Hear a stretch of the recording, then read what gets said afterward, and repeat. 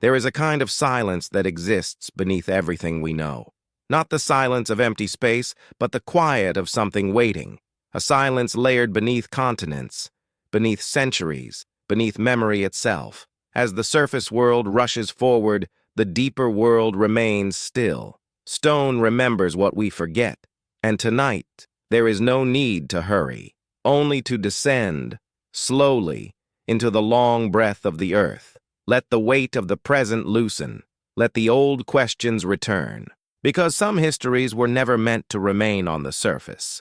Long before cities crowned the surface of the earth, before borders were drawn and erased, humanity carried a quieter certainty. The planet was not a solid thing.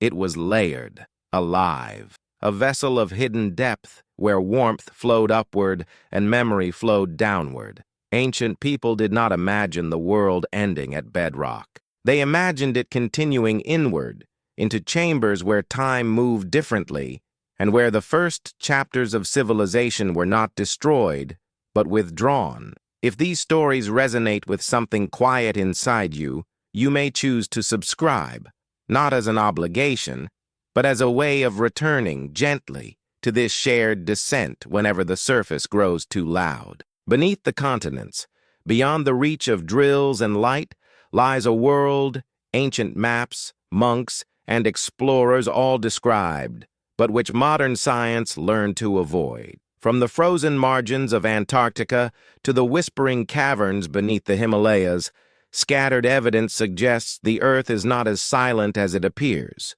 Early seismographs recorded rhythmic pulses with no clear cause, vibrations repeating with the patience of a heartbeat. They were catalogued, dismissed, archived, and forgotten.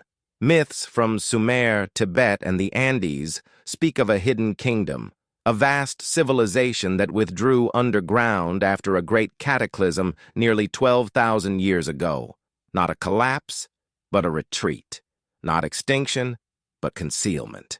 According to these traditions, their machines never stopped. Their libraries were not burned. They simply moved deeper, sealed behind stone and time, where their knowledge could survive the instability of the surface world. To descend is not merely to move downward, but inward. Tonight, we follow the signals that were never meant to be loud, the legends that persist across cultures that never met, the quiet suggestion that humanity's first and greatest empire did not vanish in fire or flood, but still exists beneath our feet, humming softly, waiting for the surface to remember what it once knew. The idea that something ancient withdrew rather than perished lingers like a shadow behind recorded history. It suggests intention, choice, survival through concealment. When early civilizations spoke of worlds below, they did not describe them as ruins, but as realms still ordered, still governed, still awake. These were not places of the dead, but sanctuaries built to endure cycles of destruction that the surface could not escape. Across cultures separated by oceans and millennia, the language repeats with unsettling consistency. There are entrances hidden in mountains, beneath ice, behind temples, or sealed by deliberate collapses. There are guardians, sometimes human, sometimes not, tasked with keeping balance rather than granting access. And there is always a warning. The inner world does not open itself to the unready. It reveals itself only when the surface approaches collapse, when forgetting becomes dangerous. Old seismographic records offer a quiet echo of these claims. In the late 19th century, as instruments became sensitive enough to listen rather than merely measure, certain stations recorded pulses that did not match earthquakes or volcanic movement. These signals were rhythmic, evenly spaced, and persistent. They rose from depths beyond known fault lines, then faded, only to return again. Engineers attributed them to mechanical error, but no adjustment ever eliminated them completely. More troubling were the temperature anomalies. Deep below frozen regions where pressure should have crushed all warmth into stillness, probes encountered dry heat. Not the chaotic heat of magma, but something regulated, almost domestic. Air currents moved through passages where no natural airflow should exist. The deeper the measurements went, the less the planet behaved like an inert mass, and the more it resembled a system with circulation. Early geologists struggled with these contradictions. Their models demanded solidity. A hollow or layered Earth threatened the foundations of gravity, geology, and control. And so the anomalies were explained away, filed under noise, interference, coincidence.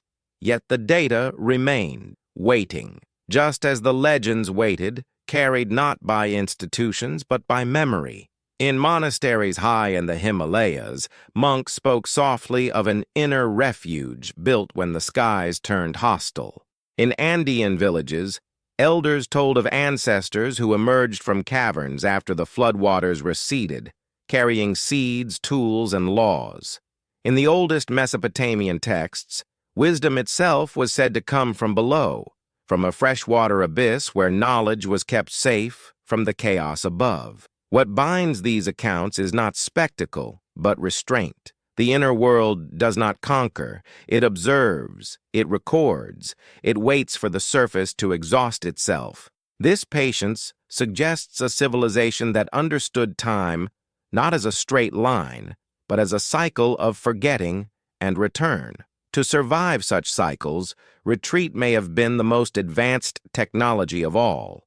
As modern humanity pushed downward with drills and explosives, the Earth responded not with emptiness, but with resistance and quiet signals. Perhaps the greatest empire did not leave monuments on the surface because it learned too early that monuments invite destruction. Instead, it buried itself where memory could sleep, undisturbed, until the moment it would again be needed. The surface world leaves scars.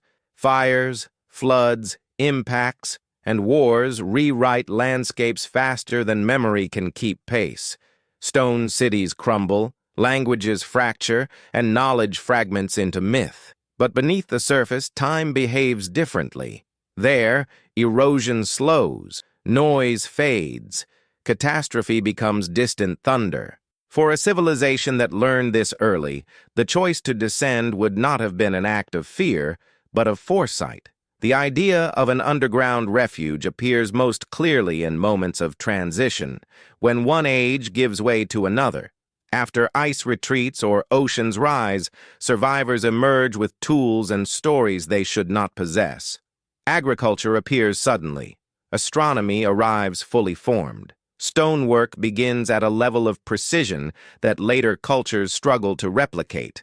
These are often described as mysteries, but perhaps they are continuations. Knowledge carried upward, selectively, from a deeper archive. In the far north and south, where the planet's magnetic skin thins and behaves unpredictably, ancient traditions placed gateways, not holes in the ground, but thresholds, places where the Earth's interior breathed outward. Early explorers reported mirages of green valleys beyond ice, warm winds where none should exist, and compasses that spun uselessly. To sailors and pilots, these anomalies felt disorienting.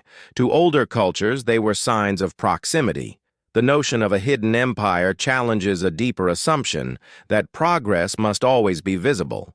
Modern civilization measures success by expansion, illumination, and dominance over terrain. But an older intelligence might have measured survival differently. Withdrawal can be strength. Invisibility can be protection. Silence can be continuity. If the surface was destined to reset again and again, then permanence would require depth, not height. Beneath mountains, caves extend far beyond natural explanation. Passages align with geometric intent. Walls appear smoothed, vitrified, or fused, as if shaped by methods no longer understood. In some locations, explorers have reported ceilings too high for natural caverns, supported by columns that feel placed rather than formed. These reports rarely make it into textbooks. They linger instead in expedition notes, personal diaries, and accounts labeled unreliable. What is striking is how often witnesses describe not decay, but preservation. metal uncorroded, stone unmarred, air dry and warm. In some stories, there is even light without flame, a steady illumination that casts no smoke and leaves no residue. Such details repeat across continents, across centuries, across cultures that could not have compared notes. Either humanity shares a remarkably specific imagination, or it is remembering something real. If an ancient empire still exists beneath the earth, it would not announce itself. Revelation would destabilize the surface world, provoking fear, extraction, and conflict. Instead, it would remain a background presence, influencing subtly, releasing fragments of knowledge when necessary, and retreating again when the surface grows volatile. In this view, history is not a record of progress, but of controlled amnesia. Perhaps the greatest secret is not that something lives below, but that it has always been there, watching humanity forget and relearn the same lessons.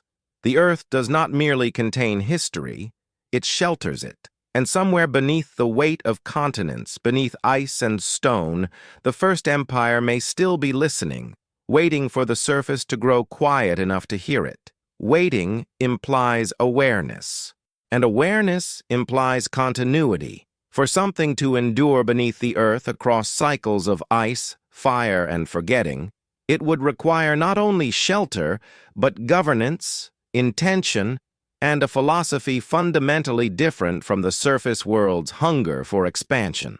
The underground empire, as described in fragments and whispers, was not built to conquer space, but to master duration.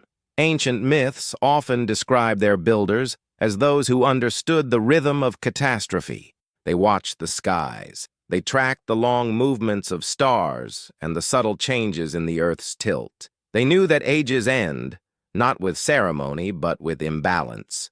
When oceans rise or the sun grows harsh, when poles wander and climates fracture, survival favors those who move inward rather than upward. The great cataclysm remembered across cultures did not erase everything. It erased access. Ice sealed passages. Mountains collapsed deliberately.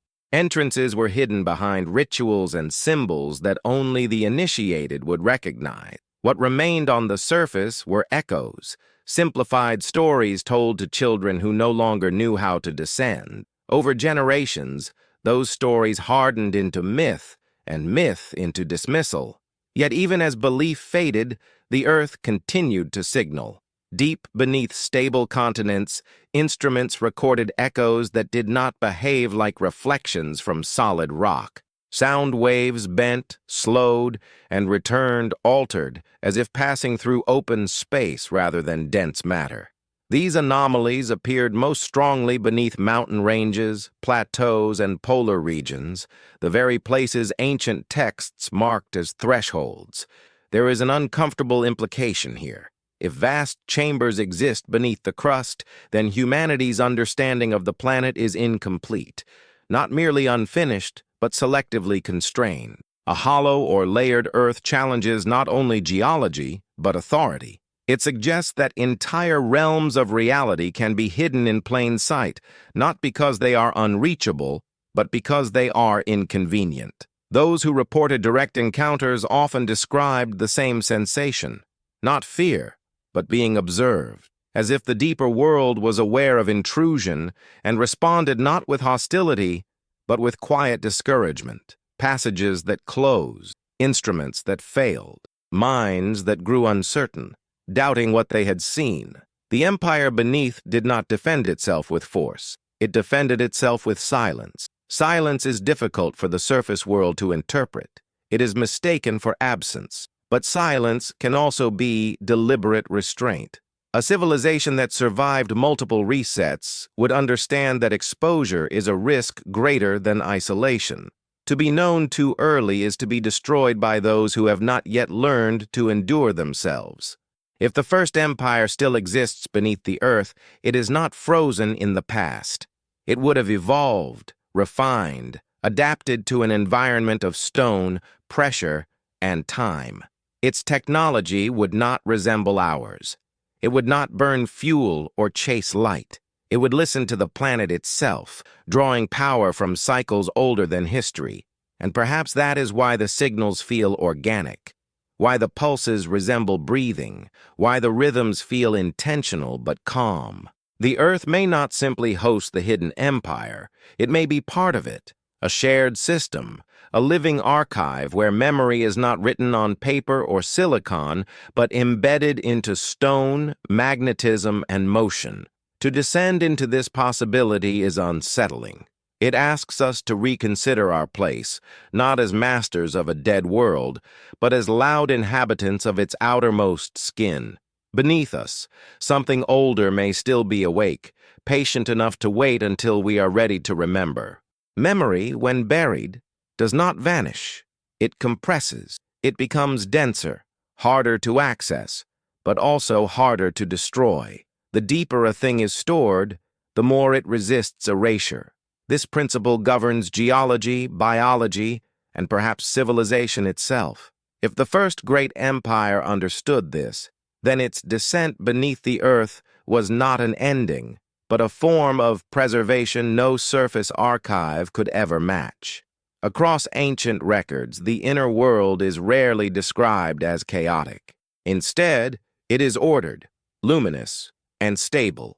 Its cities are said to be built along curves rather than straight lines, mirroring the geometry of the planet itself. Their halls follow magnetic flows. Their structures resonate rather than resist.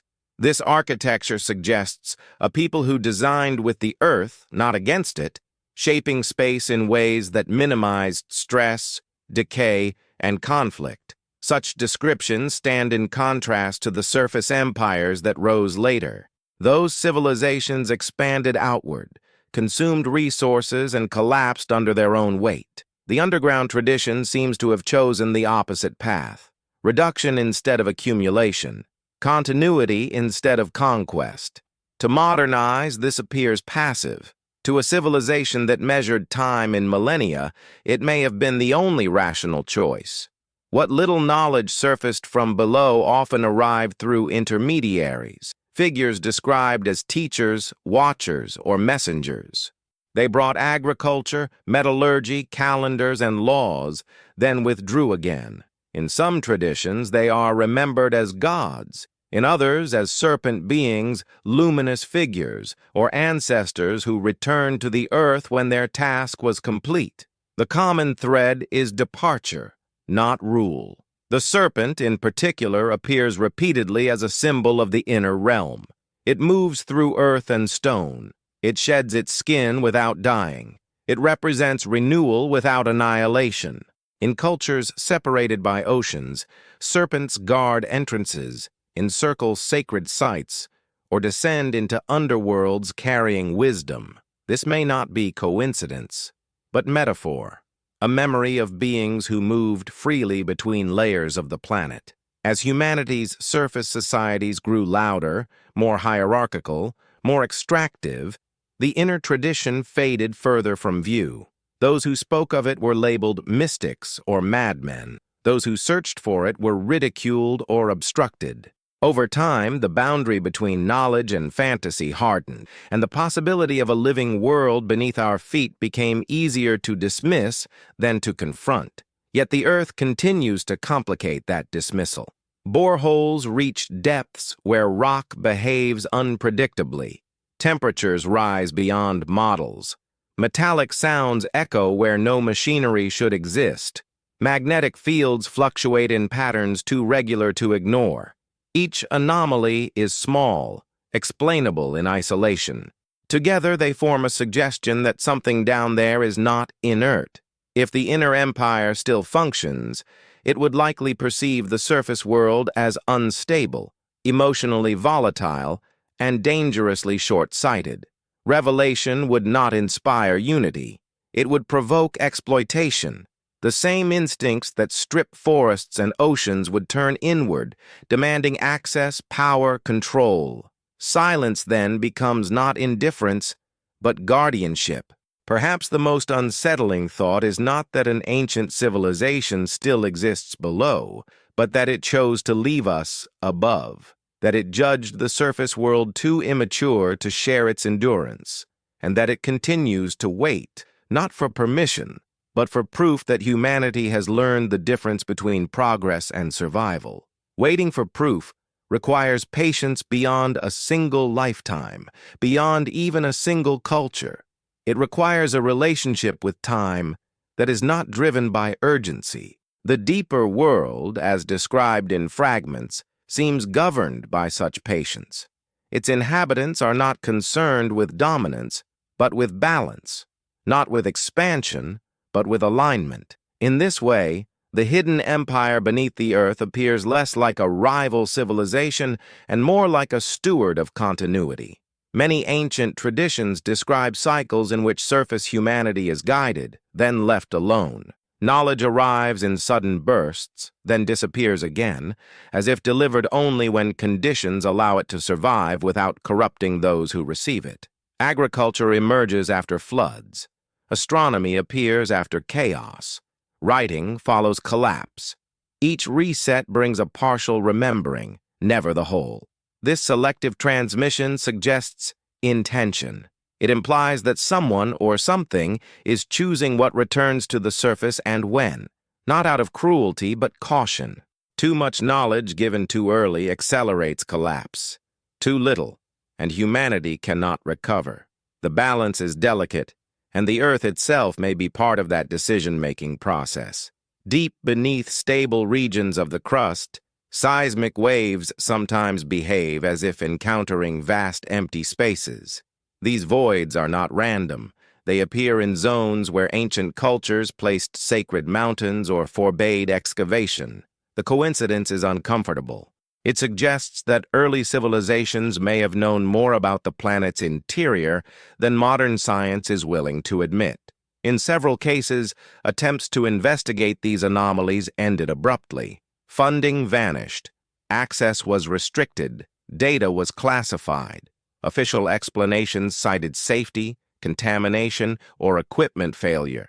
Privately, some researchers spoke of pressure changes, unexplained interference, and a sense that the deeper they looked, the more resistance they encountered. Not physical resistance, but institutional silence. Silence can be imposed, but it can also be induced. A civilization that mastered the planet's magnetic and acoustic systems could obscure itself without walls. Signals could be bent, instruments confused, human perception subtly misdirected. What looks like absence might be active concealment operating at a scale we do not yet recognize as technological. If this is so, then the hidden empire has not been idle. It has been maintaining invisibility while the surface world industrialized, weaponized, and accelerated. It watched humanity split the atom, reach orbit, and map the oceans, all while remaining largely unaware of what lay beneath its feet. This restraint suggests confidence, not weakness.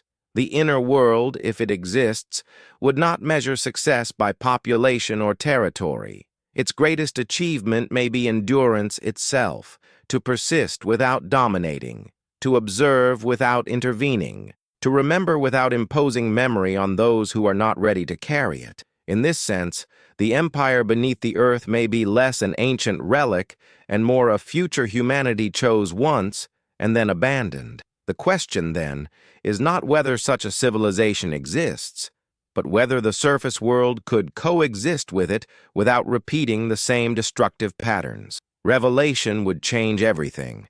It would redefine history, power, and identity. Perhaps that is why the gates remain closed, the signals faint, and the stories incomplete. Some knowledge cannot be forced open. It must be approached slowly, quietly, and with humility. Until then, the deeper world waits, listening to the surface, measuring not our technology, but our restraint. Restraint is rare on the surface world. Our history is a record of reaching outward, digging deeper, extracting faster, rarely pausing to ask whether something should remain untouched. From this perspective, the long silence beneath the earth begins to feel less mysterious and more deliberate.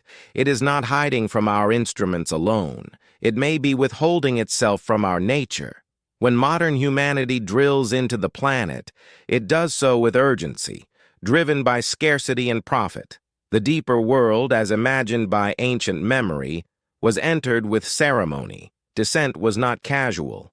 It required preparation, purification, and permission. The contrast between these approaches may explain why the inner realm appears closed to us now. We no longer know how to ask. In old accounts, entrances were not fixed locations. They shifted with seasons, climates, and celestial alignments. A passage opened during one age could be sealed in the next. Mountains rose, ice advanced, floods erased markers. What remained were symbols and stories, encoded instructions meant to survive when maps could not. To the uninitiated, they became superstition. To those who remembered, they were directions. This fluid geography suggests that the inner world was designed to be adaptive. It did not rely on static doors that could be discovered and exploited.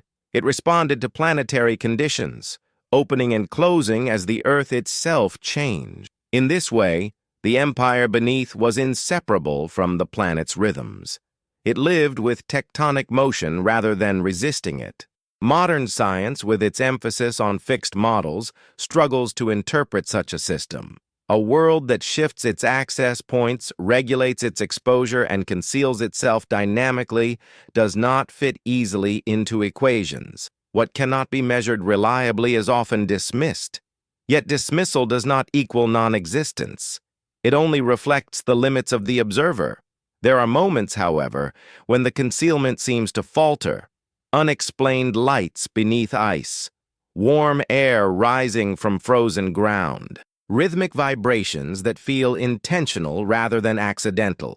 These events are brief, localized, and quickly reclassified, but they linger in the memories of those who witness them, leaving behind a sense that something almost revealed itself, then withdrew. Perhaps these moments are tests, not failures of concealment, but controlled signals, a way for the deeper world to gauge how the surface responds to the unknown. Do we rush to exploit? Do we attempt to dominate? Or do we pause, observe, and reflect? So far, history suggests the answer has not changed. If the ancient empire still exists, it may not see itself as separate from humanity, but as a continuation that took a different path. One branch chose the surface and speed, the other chose depth and time. Both are human responses to catastrophe. Only one prioritized endurance over immediacy. The silence beneath our feet may not be empty. It may be attentive. And in that attention lies a quiet judgment, not of our intelligence, but of our readiness. Until the surface world learns to value restraint as much as power, the deeper world may remain exactly where it is, present, patient, and unseen. Unseen does not mean inactive. In many ancient languages, the words for hidden and sacred share the same root. What is concealed is not absent, but protected. The inner world, if it endures, exists in this protected state, shielded not only by stone and ice, but by an understanding of when not to appear. This restraint may be its most advanced feature. Surface civilizations tend to announce themselves. They build upward, outward, leaving marks meant to defy time. The deeper tradition appears to have done the opposite. It erased its footprints, dismantled its surface structures, and allowed erosion to finish the work. What remained were instructions disguised as myth, warnings encoded as legend, and memories carried in symbol rather than stone. This choice reshapes how we understand ancient catastrophe. Floods, fires, and climate shifts may not have wiped out all advanced societies. They may have separated them.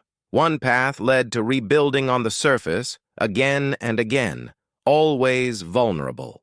The other led inward, toward insulation, continuity, and long memory. The surface forgot, the depths remembered. The question of why the deeper world has not returned openly lingers like a pressure change before a storm. Perhaps it already has many times in subtle ways. A sudden leap in understanding, a technique appearing without clear origin, a rediscovered idea mistaken for invention. These moments rarely credit the past. They are framed as progress, even when they are echoes. If the inner empire watches, it would see patterns repeating with alarming precision. Resource exhaustion, social fragmentation, environmental imbalance. The same conditions that once drove retreat are emerging again, and yet the response remains the same. Acceleration instead of reflection, expansion instead of consolidation, noise instead of listening. From below, the surface world may appear dangerously loud. Satellites fill the sky. Signals blanket the atmosphere. Explosions ripple through the crust. The planet is no longer quiet. If there are beings beneath, they feel these disturbances as vibrations, as changes in the long rhythms they have learned to read. The Earth itself becomes a messenger. Perhaps this is why the signals feel more frequent now. Not stronger, but closer. Pulses repeating at intervals that resemble intention. Anomalies appearing where none were expected. The planet's silence is thinning, not because the inner world is emerging, but because the surface is pressing too hard against the boundary. The possibility remains that revelation is not something the deeper world initiates. It may be something the surface triggers, deliberately or accidentally. A drill too deep, a vibration too strong, a threshold crossed without understanding what lay beyond it. In that moment, concealment would fail, not by choice, but by necessity. Until then, the Earth holds its breath, the layers remain intact, the memory stays buried, and humanity continues to walk the skin of a planet that may be far more inhabited, far more aware than it has ever allowed itself to believe. Belief in a hidden world rarely begins with curiosity. It begins with discomfort, with the sense that something about our understanding of reality is incomplete, that the map we rely on leaves out entire regions not because they are unknown, but because they are inconvenient. The deeper world occupies this uncomfortable space, hovering between what is remembered and what is permitted to be remembered. As surface civilizations matured, they developed cosmologies that mirrored social order. The heavens became the realm of gods, distant and unreachable. The earth became a resource, passive and inert. Anything beneath the ground was reduced to raw material or metaphor. The underworld was no longer a place of wisdom, but of punishment, shadow, and fear. This inversion may have been deliberate. To discourage descent is to protect what lies below, yet older cosmologies tell a different story. They describe the universe as layered, not hierarchical. The heavens above, the world between, and the realms below all formed part of a continuous system. Movement between them was possible, though never trivial. To descend was to confront memory. To ascend was to seek perspective. Neither direction implied superiority. In these older models, balance mattered more than dominance. The gods were not always above. Some lived in mountains, oceans, or beneath the soil. Wisdom flowed upward from depth as often as it descended from sky. The earth itself was conscious, responsive, and capable of withholding its gifts when mistreated. This worldview made exploitation unthinkable. You do not strip what is alive and listening. As empires rose, this relationship fractured, power centralized, knowledge specialized. The planet became an object rather than a partner. Descent became associated with danger and taboo. Sacred caves were sealed. Underground sanctuaries were forgotten or rebranded as places of exile. Over time, the very idea that something benevolent could exist below was replaced with fear. This cultural shift coincided with technological changes. Tools that once shaped stone delicately became instruments of force. Mining replaced ceremony. Extraction replaced dialogue. The earth responded not with immediate collapse, but with subtle withdrawal. Passages closed, signals weakened, access narrowed. The inner world receded further into myth as the surface grew louder and less attentive. Yet the memory never vanished completely. It survived in marginal traditions, in symbols carved where no one thought to look, in stories told quietly rather than recorded officially. These fragments formed a parallel history, one that ran beneath the accepted narrative like a subterranean river, influencing without revealing itself. To follow this river requires a different kind of attention, not proof, but pattern, not certainty, but resonance. The deeper world does not announce itself in a single revelation. It reveals itself slowly, through consistency across time and culture. When many unrelated voices describe the same hidden geography, the same guardians, the same retreat after catastrophe, coincidence begins to lose its weight. Perhaps the greatest barrier to understanding the hidden empire is not lack of evidence, but excess of certainty. We assume that what we know is complete, that progress moves only forward, and that survival favors visibility. The deeper tradition suggests otherwise. It proposes that true endurance may require disappearance, and that the most advanced civilizations are those we do not see at all. If disappearance can be a form of advancement, then history itself must be re-examined. What we call collapse may have been transition. What we call extinction may have been migration. Entire chapters of human development could be missing not because they never existed, but because they chose not to remain visible. The deeper world becomes not a footnote, but a missing volume. Across ancient sites, there are signs of knowledge that arrives fully formed. Stone blocks fitted with tolerances too fine for the tools attributed to their builders. Astronomical alignments precise enough to require long-term observation.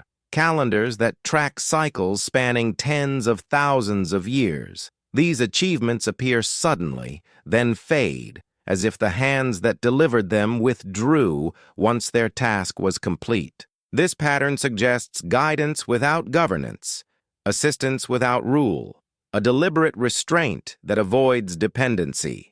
If the inner empire influenced the surface, it did so sparingly, careful not to bind emerging societies to its presence.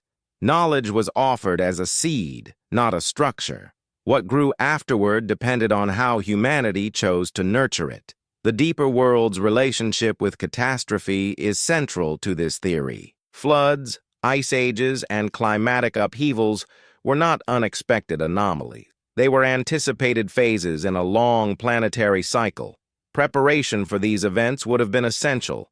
Surface civilizations built monuments to defy time. The deeper tradition built refuges to pass through it. This perspective reframes ancient warnings. Stories of floods were not threats from angry gods, but records of recurrence.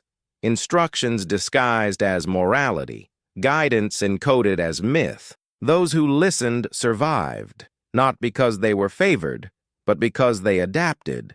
Those who ignored the signs rebuilt again, unaware that the cycle would repeat. Modern science acknowledges cycles in climate, magnetism, and tectonics, yet often treats them as abstract forces rather than lived realities. An ancient civilization that experienced these resets directly would not have the luxury of abstraction. It would have learned through loss. That learning, once paid for, would not be forgotten easily. The decision to retreat underground may have been the final lesson of a long experiment. After witnessing repeated surface collapses, the builders may have concluded that permanence above was impossible. The Earth itself offered a solution. Beneath the chaos, there was stability. Beneath erosion, there was stillness. Beneath forgetting, there was memory. To choose that path would require sacrifice, sunlight, open skies, the immediacy of the world above. In exchange, it offered continuity, a chance to preserve not only lives but context, to maintain a thread of human experience unbroken by catastrophe. In this sense, the hidden empire becomes a vault, not of gold or weapons, but of lived understanding. If such a vault exists, it has not been idle. It has been listening to the surface for signs of readiness, not technological readiness, but philosophical. Can humanity accept limits? Can it value balance over growth? Can it listen without demanding control? Until those questions are answered, the deeper world may remain exactly where it is, holding the parts of our story we have not yet earned the right to reclaim. Earning the right to remember is a concept largely absent from modern thought.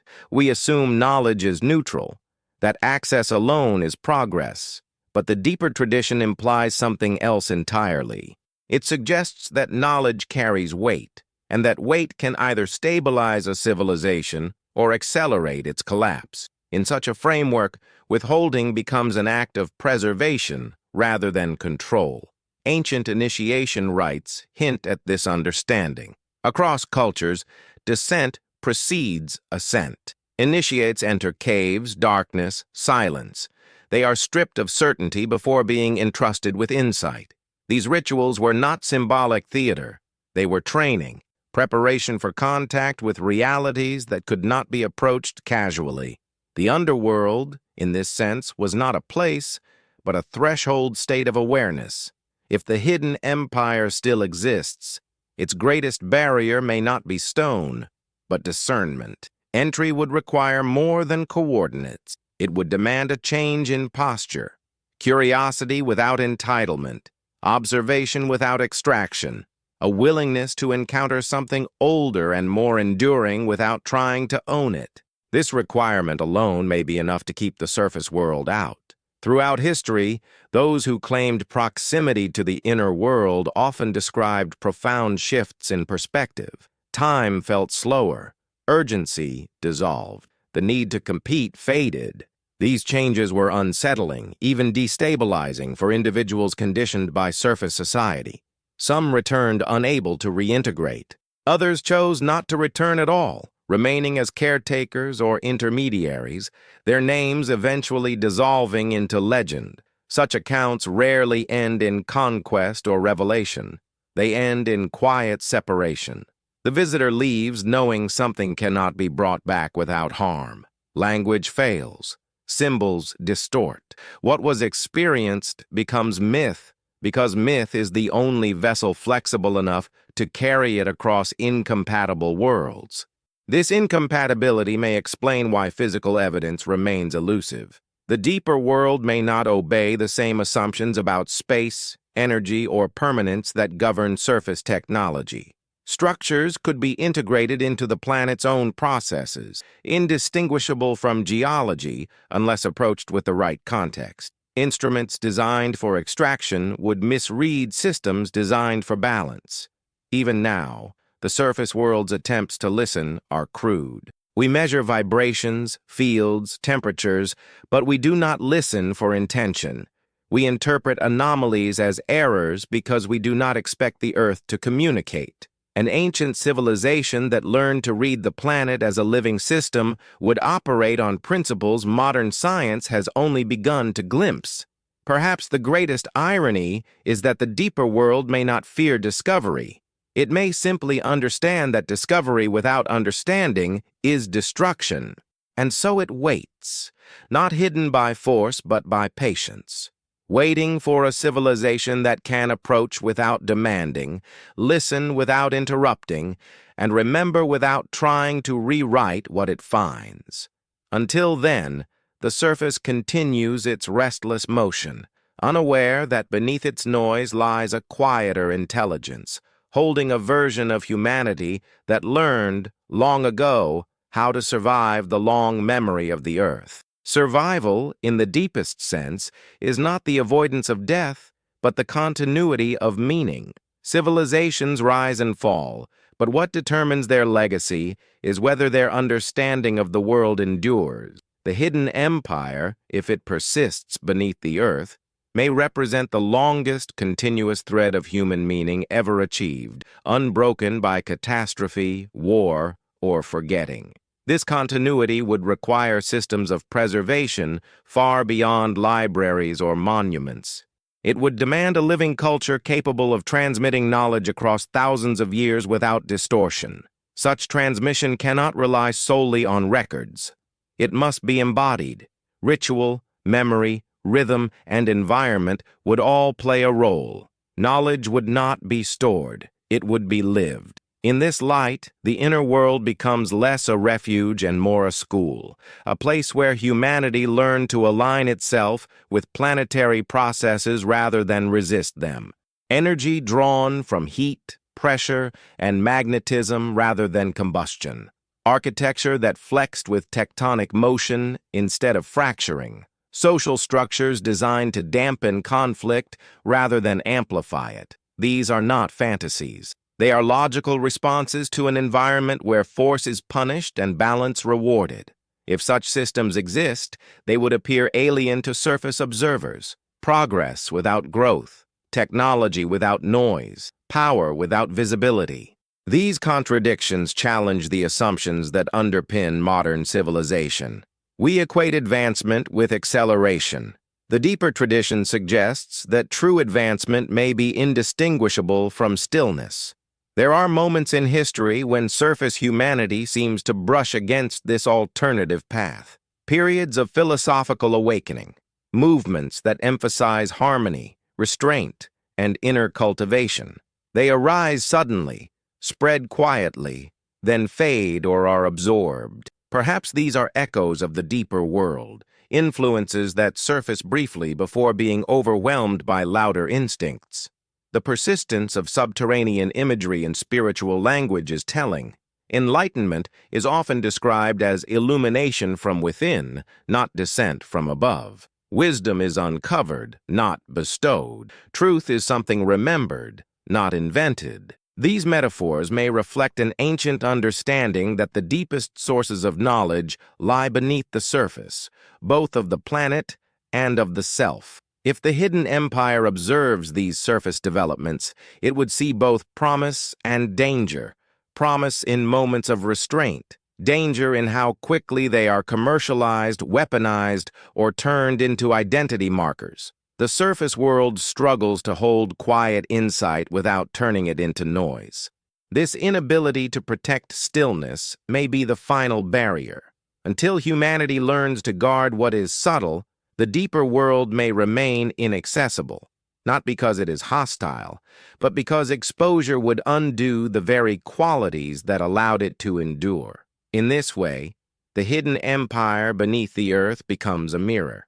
It reflects not what we have achieved, but what we have neglected. It holds a version of humanity that chose patience over power, depth over display, and it waits, not for discovery, but for resonance, for the moment when the surface world remembers how to be quiet enough to listen.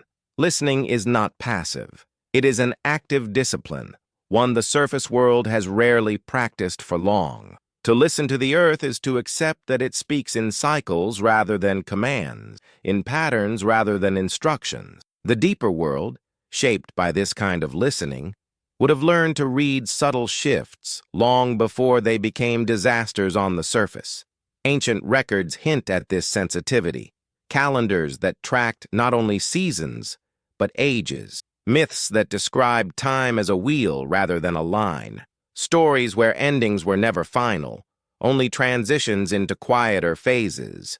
These were not poetic abstractions. They were survival strategies encoded into culture, ensuring that memory would persist even when language failed. If the inner empire exists, its greatest achievement may not be technological but perceptual. It learned to sense imbalance early when correction was still possible.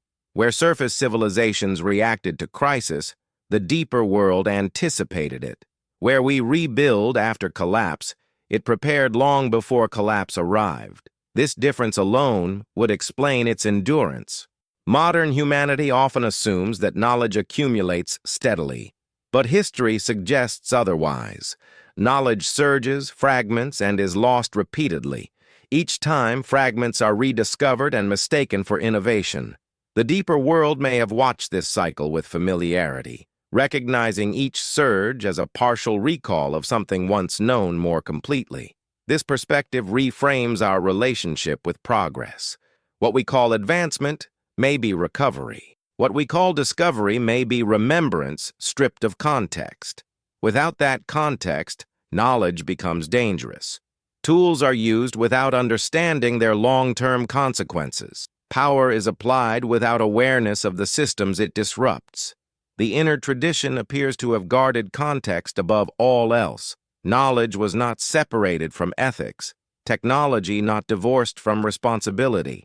This integration would make the deeper world incompatible with surface systems that reward speed, competition, and extraction. Contact between the two would not simply exchange information, it would force a reckoning. Perhaps this is why the boundaries remain firm. Not walls, but differences in rhythm. The surface world moves too fast. Its signals are sharp, erratic, driven by urgency. The deeper world moves slowly, smoothly, aligned with geological time. These rhythms do not easily synchronize. Without alignment, communication becomes distortion. Yet rhythms can change. Just as individuals can slow their breath, civilizations can alter their pace. Periods of reflection do occur, often after crisis. In those moments, humanity briefly becomes capable of listening again. It is during such intervals that the deeper world may draw closer, not physically, but perceptually.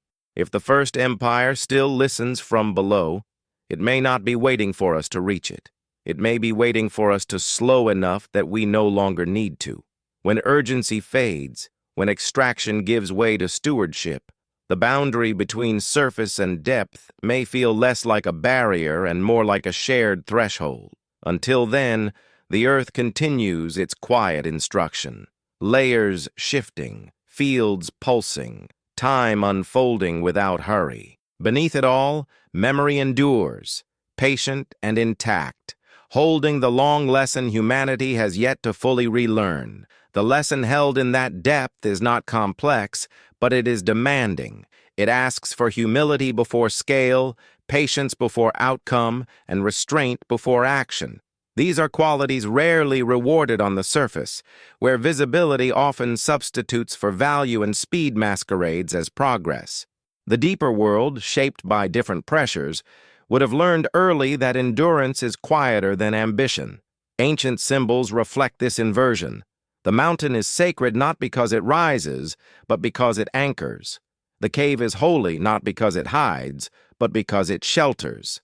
The seed is revered not for what it shows, but for what it carries unseen. These metaphors suggest a worldview where what is concealed is not lesser, but essential. The surface world inverted this logic, mistaking exposure for truth. If the first empire still exists beneath the earth, it would see the surface world as caught in a loop of repetition. Each cycle begins with forgetting, accelerates into excess, collapses into loss, and rebuilds without memory of what came before. From below, this pattern would be painfully familiar. Intervention might seem futile, yet complete detachment would risk total erasure of surface humanity. This tension may explain the subtlety of influence. Instead of overt contact, the deeper world may adjust conditions, slight shifts in magnetic fields, small releases of knowledge through intuition or inspiration, gentle constraints that slow destruction without drawing attention. These interventions would be invisible to those looking for spectacle, but effective over long spans of time. There is evidence that ancient builders understood this language of subtlety. Structures aligned not just to stars, but to fault lines and energy flows, sites chosen for resonance rather than defense.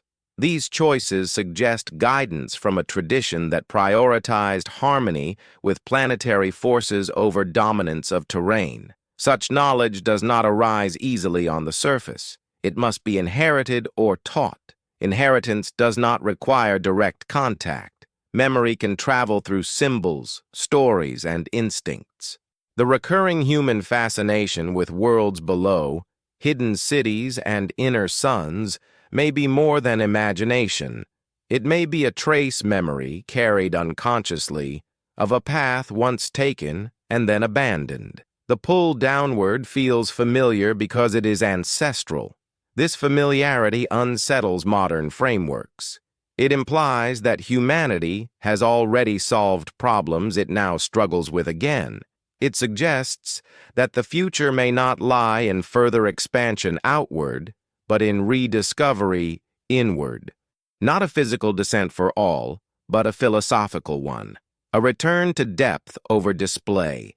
If the hidden empire waits, it waits for this shift. Not for proof of intelligence, but for evidence of restraint. Not for technological parity, but for ethical alignment. When those conditions begin to form, the boundary between surface and depth may soften, not through force, but through recognition.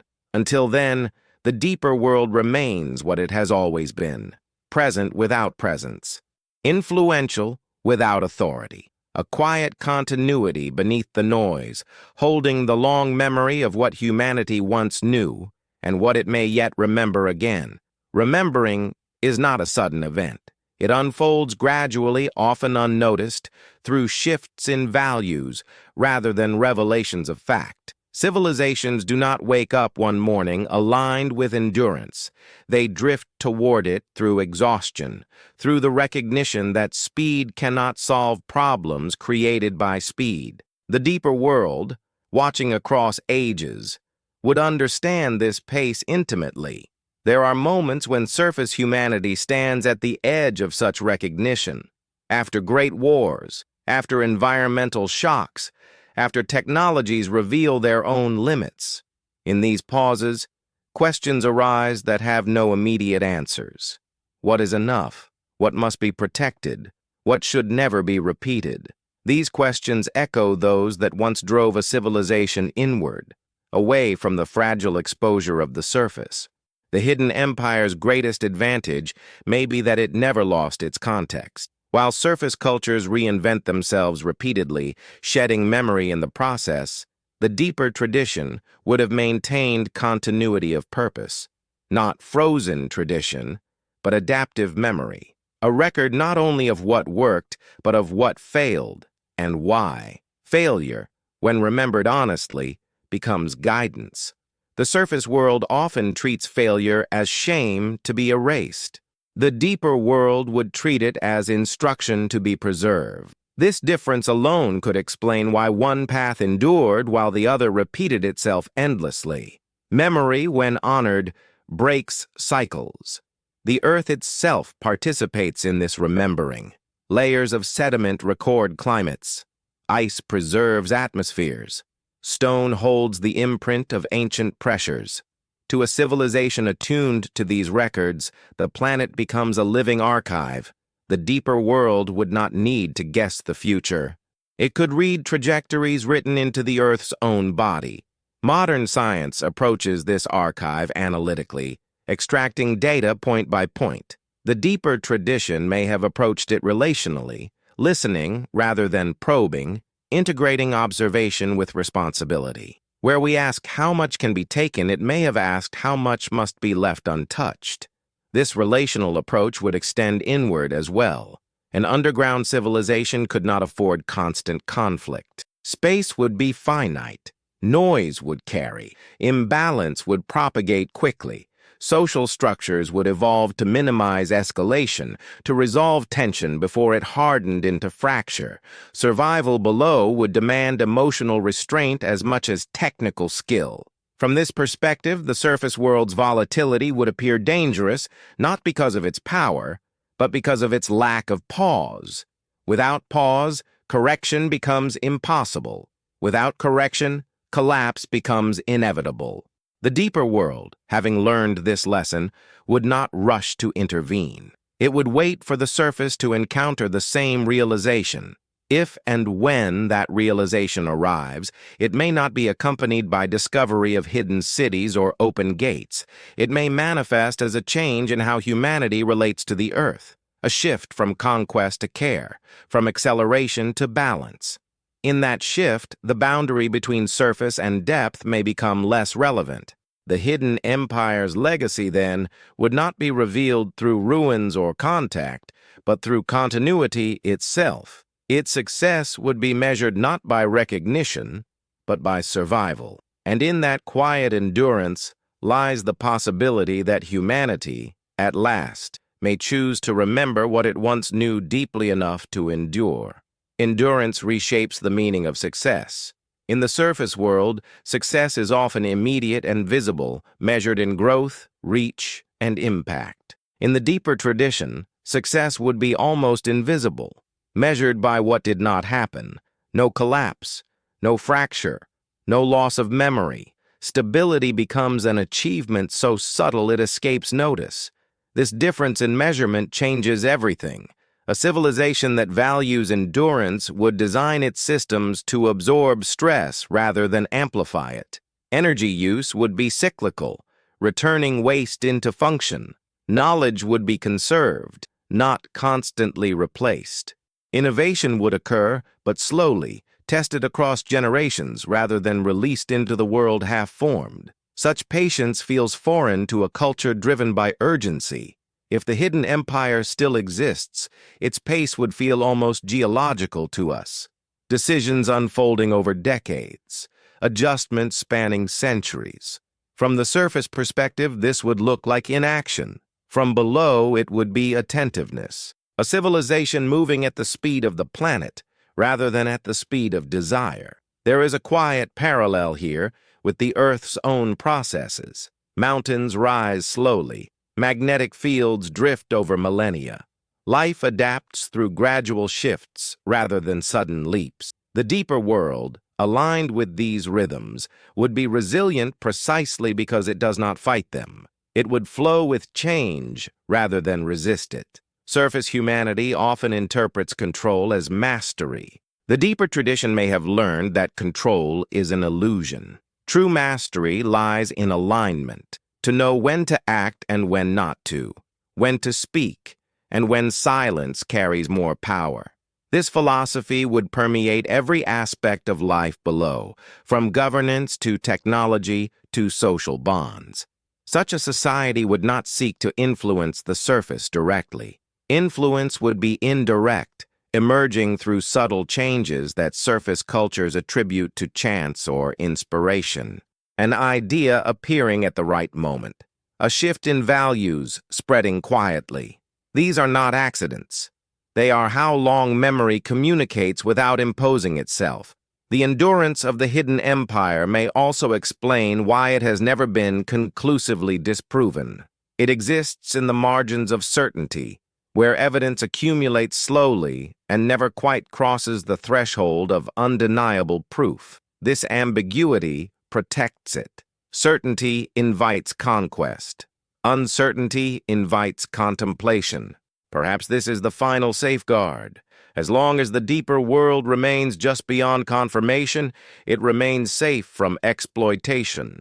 Those who sense it must approach with humility, accepting that some truths are not meant to be owned. In this way, endurance is preserved not by walls, but by ambiguity.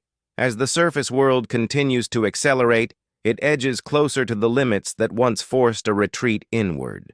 Whether humanity will repeat that choice or finally remember why it was made remains unknown. Beneath the continents, beneath the noise, the deeper world holds its pace, steady and patient, carrying forward a version of humanity that learned how to last. Lasting requires acceptance of limits, and limits are the one thing the surface world resists most. We treat them as obstacles rather than signals. Yet every system that endures, whether ecological, geological, or cultural, is defined not by how much it expands, but by how well it contains itself. The deeper world, shaped by confinement and continuity, would have learned this truth at every level. An underground civilization cannot afford endless growth. Space would enforce balance where ideology could not. Population, resource use, and energy flow would all be governed by necessity rather than ambition. Over time, this necessity would evolve into wisdom. Limits would no longer feel restrictive. They would feel protective. They would preserve harmony instead of threatening it. This may explain why ancient stories describe the inner world as peaceful, ordered, even luminous, not because conflict never arose, but because it was resolved early, before it could fracture the whole. In close quarters, Unresolved tension becomes dangerous. Survival below would require emotional discipline as much as engineering skill. The culture itself would be shaped by the need to remain coherent. Surface civilizations often externalize their excesses. When imbalance grows, it is pushed outward through conquest, extraction, or displacement. The deeper world would have nowhere to push. Every action would echo inward. This feedback loop would encourage restraint, reflection, and long-term thinking. Over generations, such a culture would appear almost alien to us, not because it lacked complexity, but because it mastered simplicity. The longer such a system endured, the more it would diverge from surface norms. Language might slow, favoring precision over volume. Art might emphasize subtle variation rather than constant novelty. Governance might function through consensus rhythms rather than centralized authority.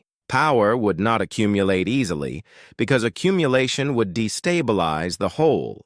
From the surface, these traits might be misinterpreted as stagnation, but stagnation is absence of adaptation. The deeper world would be adapting constantly, just not visibly. Its changes would be incremental, embedded, and reversible. Nothing would be allowed to grow so large that it could not be corrected. This philosophy stands in quiet opposition to the surface world's trajectory. We scale rapidly, then struggle to manage the consequences. We celebrate disruption without considering endurance.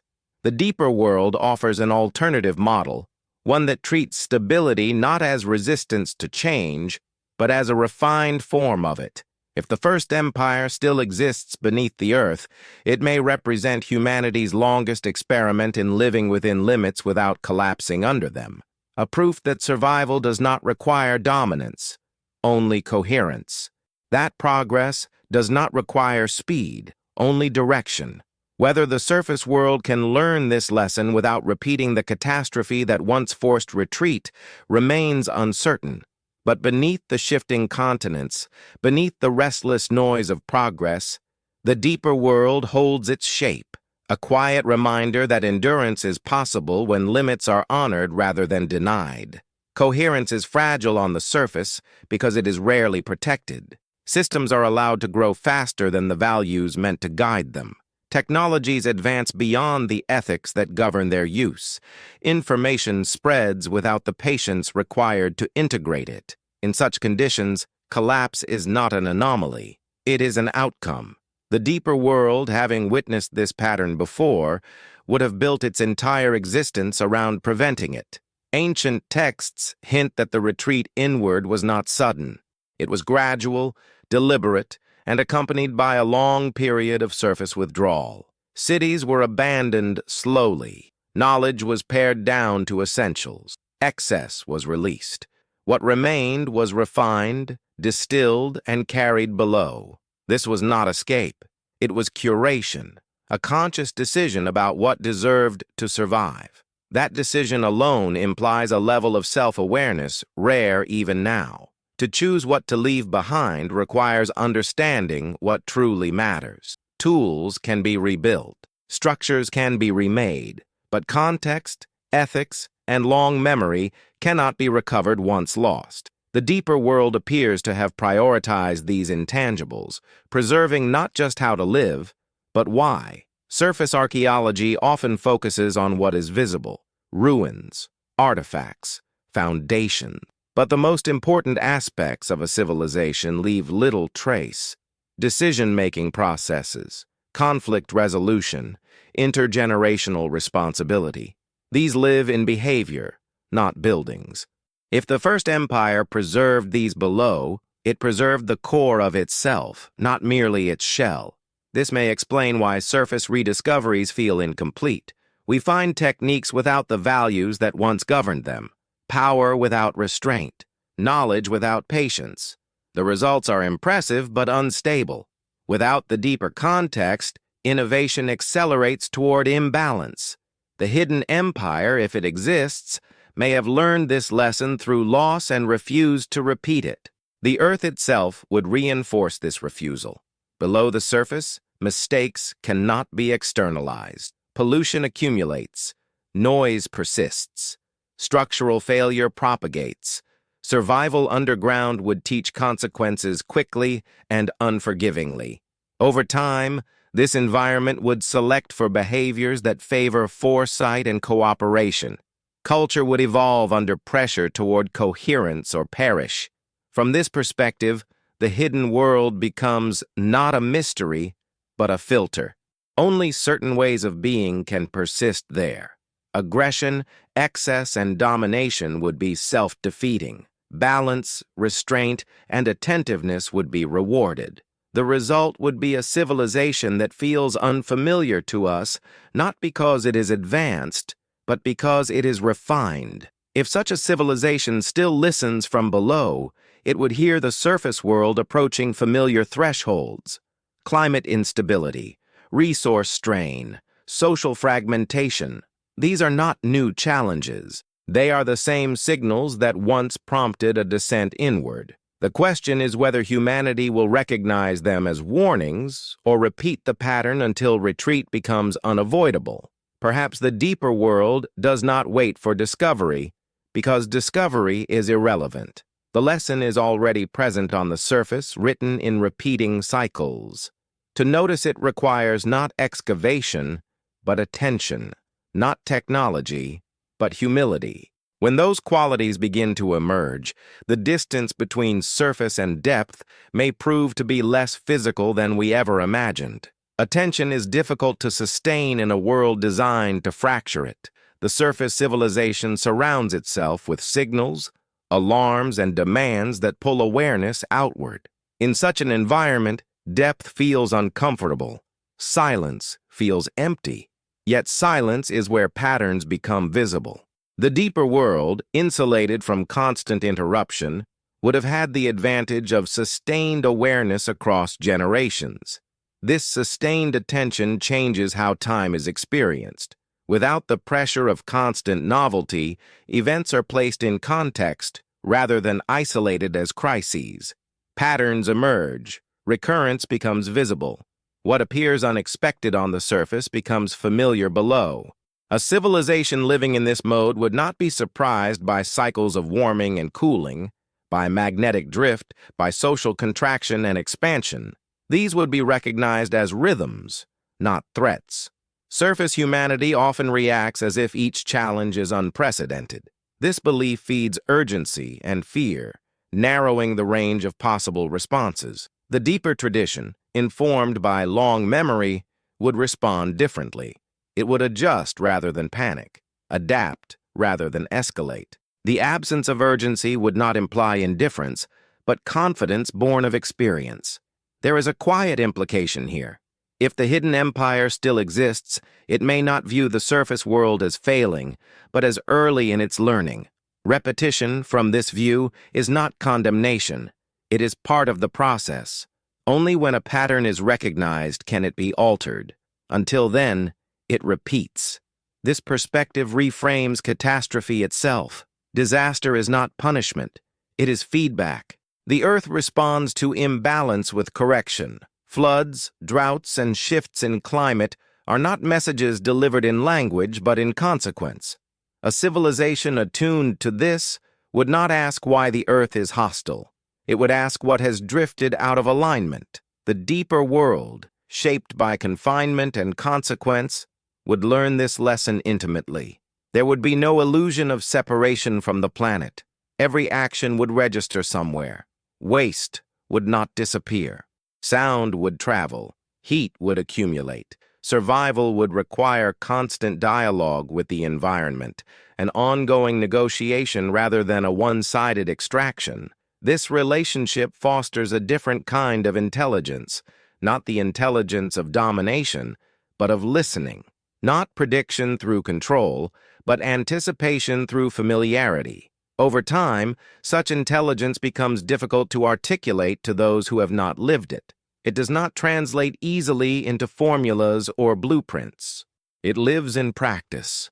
If the surface world ever reconnects with this mode of intelligence, it may not come through discovery of hidden cities or ancient machines.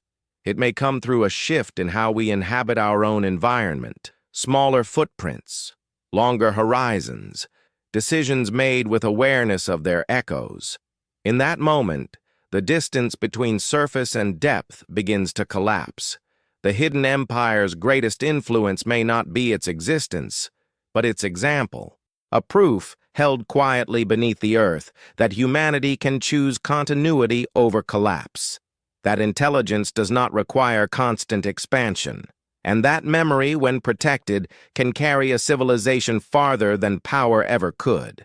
Example is the most powerful form of instruction, especially when it is not imposed. The deeper world teaches not by command, but by contrast. It exists as a silent alternative to the surface trajectory, a reminder that other paths have been taken before and can be taken again. This quiet presence does not compete for attention.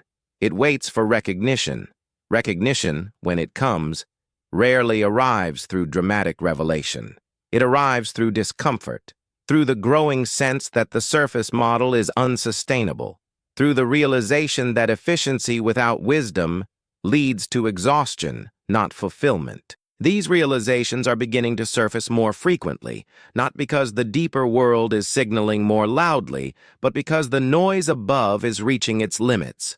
In moments of collective fatigue, humanity begins to ask different questions. Not how fast can we go, but how long can we last? Not what can we extract, but what must be preserved. These questions echo those that once drove a civilization inward, toward depth and continuity. The repetition is not accidental. It is the return of an old inquiry that was never fully answered on the surface. The deeper world, if it exists, would recognize this stage immediately. It would have seen it before, just prior to retreat. The difference now is awareness. The surface world has tools to see its own impact, to model futures, to measure decline. What it lacks is the will to slow down. That will cannot be forced. It must emerge from understanding. This may be why the hidden empire remains hidden. Its existence would short-circuit the process. Revelation would externalize responsibility, creating dependency or conflict. The lesson would be lost. Instead of learning restraint, the surface would seek solutions, technologies, and escape. The cycle would accelerate rather than resolve. Silence, then, becomes a form of guidance.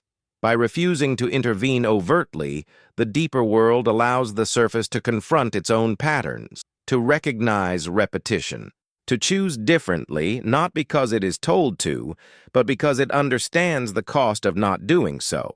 This choice, if it comes, would mark a true turning point. The Earth itself participates in this instruction. It responds consistently to imbalance, regardless of belief or ideology.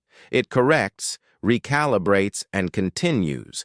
A civilization aligned with this reality would not ask how to override these corrections, but how to live within them. The deeper world appears to have answered that question once and lived with the answer ever since. As humanity approaches another threshold, the presence beneath the earth remains steady, not waiting to be discovered, but waiting to be matched, waiting for the surface to demonstrate, through action rather than intention, that it can value continuity over conquest. When that alignment occurs, the distance between worlds may no longer matter. Until then, the deeper world endures as it always has, quiet, coherent, intact, a living memory beneath our feet, holding the proof that survival does not require dominance, only the courage to choose a slower, deeper way of being. Thresholds are rarely marked by clear boundaries. They are felt as tension, as pressure building without obvious release. The surface world now lives within such a moment. Systems strain, climates shift, certainties dissolve. To those living through it, this feels unprecedented. To the deeper world, it would feel familiar. Another turn in a long cycle that has repeated more times than memory above can recall. Ancient accounts describe these moments not as sudden catastrophes, but as accumulations. Small imbalances ignored, warnings dismissed, corrections delayed until they arrive all at once. Flood myths, fire legends, and stories of falling skies all share this structure. They are not tales of instant destruction, but of thresholds crossed quietly, followed by rapid transformation. The deeper world would have learned to recognize these early signals. Subtle changes in magnetic flow, shifts in geothermal rhythm, variations in the Earth's long pulse. To a civilization attuned to such signals, catastrophe would not arrive as surprise. It would arrive as confirmation. The response would already be in motion. This is where the idea of retreat becomes critical. Retreat is not escape. It is repositioning. When conditions on the surface grow volatile, survival favors those who move into stability rather than attempt to dominate instability. Beneath the crust, temperature remains regulated, radiation diminishes, external shocks soften, the Earth itself becomes a shield. The great catastrophe remembered across cultures may have been the moment this repositioning was completed. Ice advanced, seas rose, skies darkened. What remained on the surface struggled to adapt. What moved below endured. Over time, the surface rebuilt without context, while the deeper world carried forward with memory intact. Modern humanity stands before a similar choice, though framed differently. There is no single flood or fire yet, but a convergence of pressures. Environmental, social, and technological stresses intertwine. Each alone appears manageable. Together, they form a system approaching instability. This convergence is the true signal, the one ancient civilizations learned to heed. The deeper world, if it still exists, would not intervene at this stage. Intervention would disrupt learning. It would remove consequence. Instead, it would watch closely, measuring not our technology, but our response to limit. Do we slow? Do we adapt? Do we choose continuity over acceleration? Catastrophe, when it arrives, is not merely destruction. It is a sorting. Those aligned with balance find ways through. Those dependent on excess struggle. This sorting has occurred before. It will occur again. The deeper world represents one outcome of that process, a lineage that chose depth and endurance when the surface could not sustain itself. As the pressure continues to build, the Earth does not rush. It never has. Its corrections are inevitable, but not malicious.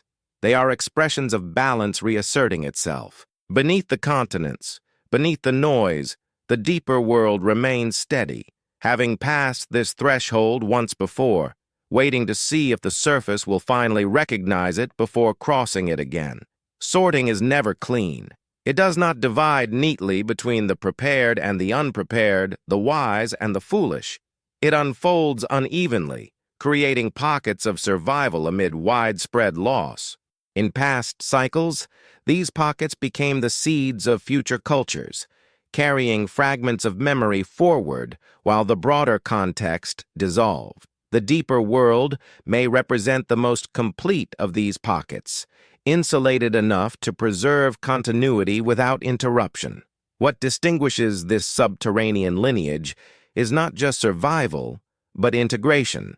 It did not simply wait out catastrophe and return unchanged. It adapted permanently to a new relationship with the planet. Instead of rebuilding the old world, it accepted that the old conditions were no longer reliable.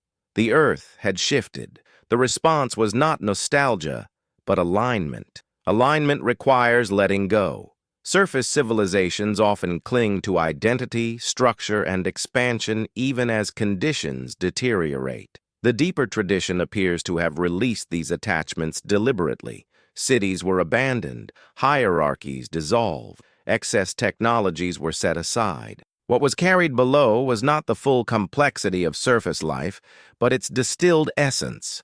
This distillation is key. When space is finite and isolation absolute, only what serves long-term coherence can remain. Every system is tested, every belief examined. Anything that creates instability is removed, not by force, but by consensus born of necessity. Over generations, this process would produce a culture remarkably resistant to internal collapse. From the outside, such a culture would appear static, but internally it would be dynamic, constantly recalibrating. Change would not come through upheaval, but through quiet correction. Small adjustments made early would prevent large disruptions later. This is the opposite of the surface pattern, where change is often delayed until it becomes unavoidable and catastrophic. The deeper world's relationship with time would reinforce this approach. Without the pressure of seasonal agriculture or external competition, priorities would shift. Planning horizons would extend. Decisions would be evaluated not by immediate benefit, but by their impact across centuries. In such a context, impatience would be seen not as drive, but as immaturity. This long view would also shape how the deeper world perceives the surface, not as an enemy, nor as a lesser realm, but as a volatile layer passing through its own developmental stages. Intervention would be considered carefully, if at all. Too much influence could distort growth. Too little could allow complete loss. The balance is delicate. If traces of this influence appear sporadically in surface history, they would do so at moments of transition. A sudden emphasis on balance, a philosophical shift toward restraint, a warning embedded in myth or law. These are not commands, but reminders, echoes of a path once taken that remains available. As the current cycle advances, the surface world edges closer to decisions that cannot be reversed easily. Whether it chooses to distill or to cling will shape what survives. Beneath the earth, the deeper world holds its own answer, already lived. It does not demand imitation. It offers precedent, a quiet proof that continuity is possible, but only when enough is allowed to fall away. Precedent carries a quiet authority. It does not argue. It does not persuade. It simply exists as evidence that something has been done before. The deeper world, if it endures, is such evidence. It demonstrates that humanity once chose continuity over attachment, depth over display, and survived because of it. That choice did not erase suffering, but it gave suffering meaning by preventing repetition without learning. The surface world struggles with this kind of precedent because it challenges identity. To accept that an earlier humanity may have been wiser in some ways unsettles the assumption of linear progress. It suggests that advancement is not guaranteed by time alone. Wisdom must be cultivated, protected, and sometimes hidden to survive. Hidden wisdom does not disappear. It exerts pressure. It influences indirectly, shaping decisions in ways that are difficult to trace. The persistence of similar ethical teachings across cultures may be one such influence. Principles of balance, reciprocity, and restraint arise independently in places with no apparent contact. This convergence hints at a shared source, or at least a shared inheritance that predates surface fragmentation. The deeper world may have contributed to this inheritance by releasing ideas rather than instructions. Ideas are resilient. They adapt to context. Instructions are brittle. They depend on conditions remaining stable. A civilization that learned through catastrophe would understand this distinction. It would seed the surface with concepts capable of surviving distortion, knowing that precise details would not.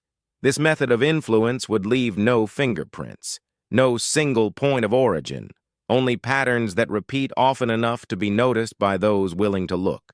To most, these patterns would feel coincidental.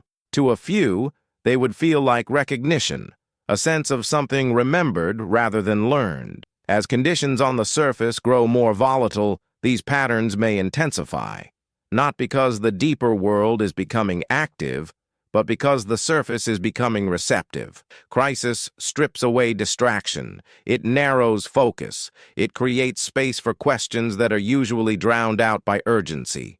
In that space, older insights can surface. The danger lies in misinterpreting them. The surface world has a habit of turning insight into ideology, tool into weapon, solution into product. If the deeper world exists, It would be acutely aware of this tendency.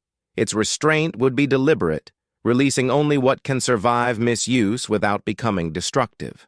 This restraint may feel like abandonment to those expecting rescue, but rescue was never the goal. Continuity was.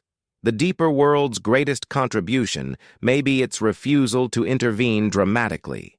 By remaining hidden, it forces the surface to confront its own patterns without external salvation. Whether humanity can do so remains uncertain, but the presence beneath the earth stands as a quiet counterpoint to despair. It suggests that even when cycles repeat, outcomes can differ. That collapse does not erase the possibility of learning, and that somewhere, beneath the shifting continents, a version of humanity learned how to carry meaning forward when everything else fell away. Meaning carried forward becomes responsibility. To remember is not merely to preserve information, but to act differently because of it. The deeper world, shaped by memory uninterrupted by collapse, would understand responsibility as inseparable from survival. Every decision would be informed by what had already been paid for once, in loss that could not be undone. Surface civilizations often romanticize beginnings and endings. The deeper tradition appears to have focused on continuance. It did not seek a perfect state, only a stable one. Perfection fractures under pressure. Stability absorbs it. This distinction may explain why the deeper world avoided rigid ideologies. Flexibility would be essential in an environment where correction must be constant and error cannot be externalized. The relationship between the deeper world and catastrophe would therefore be pragmatic. Disaster would not be feared or worshipped. It would be studied, understood, integrated into planning. Where surface cultures built myths of punishment, the deeper world would record data of consequence. Where we see chaos, it would see feedback. This difference in interpretation shapes response. A civilization that views catastrophe as punishment seeks appeasement or control. One that views it as feedback seeks adjustment. The deeper world, living with the earth rather than above it, would be compelled toward the latter. Over time, this orientation would become cultural instinct. If this instinct ever influenced the surface, it would do so subtly. A shift away from blame toward systems thinking, a recognition that outcomes arise from patterns rather than isolated acts. These ideas appear repeatedly in surface thought, often emerging during periods of crisis, then fading when urgency returns. They may be glimpses of a deeper inheritance struggling to remain visible. The persistence of these ideas suggests they answer something fundamental. They resonate because they align with how the planet actually behaves. The Earth does not moralize, it responds. To align with it is to accept responsibility without accusation. This acceptance is difficult for cultures built on dominance and separation. The deeper world would not need to convince anyone of this truth. It would live it. Its survival would be the argument. A civilization that endures through multiple resets becomes its own evidence, requiring no proclamation. Its quiet existence challenges assumptions simply by continuing. As the surface world confronts increasingly complex consequences, the appeal of such an orientation grows. Not as ideology, but as relief, a way to engage with reality without constant conflict. Whether this appeal leads to lasting change remains unclear, but the option exists, held beneath the surface, already tested. In this way, the deeper world is not a destination. It is a reference point, a reminder that humanity has already faced the limits of the surface once before and chosen a different relationship with the Earth. The question now is not whether that choice was possible. It is whether the surface world can recognize the moment when a similar choice is being offered again. Moments of choice rarely announce themselves clearly. They emerge disguised as inconvenience, loss, or constraint. The surface world often interprets these signals as obstacles to overcome rather than messages to consider. The deeper world, having already crossed such thresholds, would recognize them immediately as invitations to change direction. In earlier cycles, these invitations were missed until options narrowed. By the time retreat became unavoidable, collapse had already done much of its work. Knowledge fragmented. Context was lost. What survived did so unevenly. The deeper tradition appears to have learned from this. It did not wait for the final signal. It acted while choice still existed.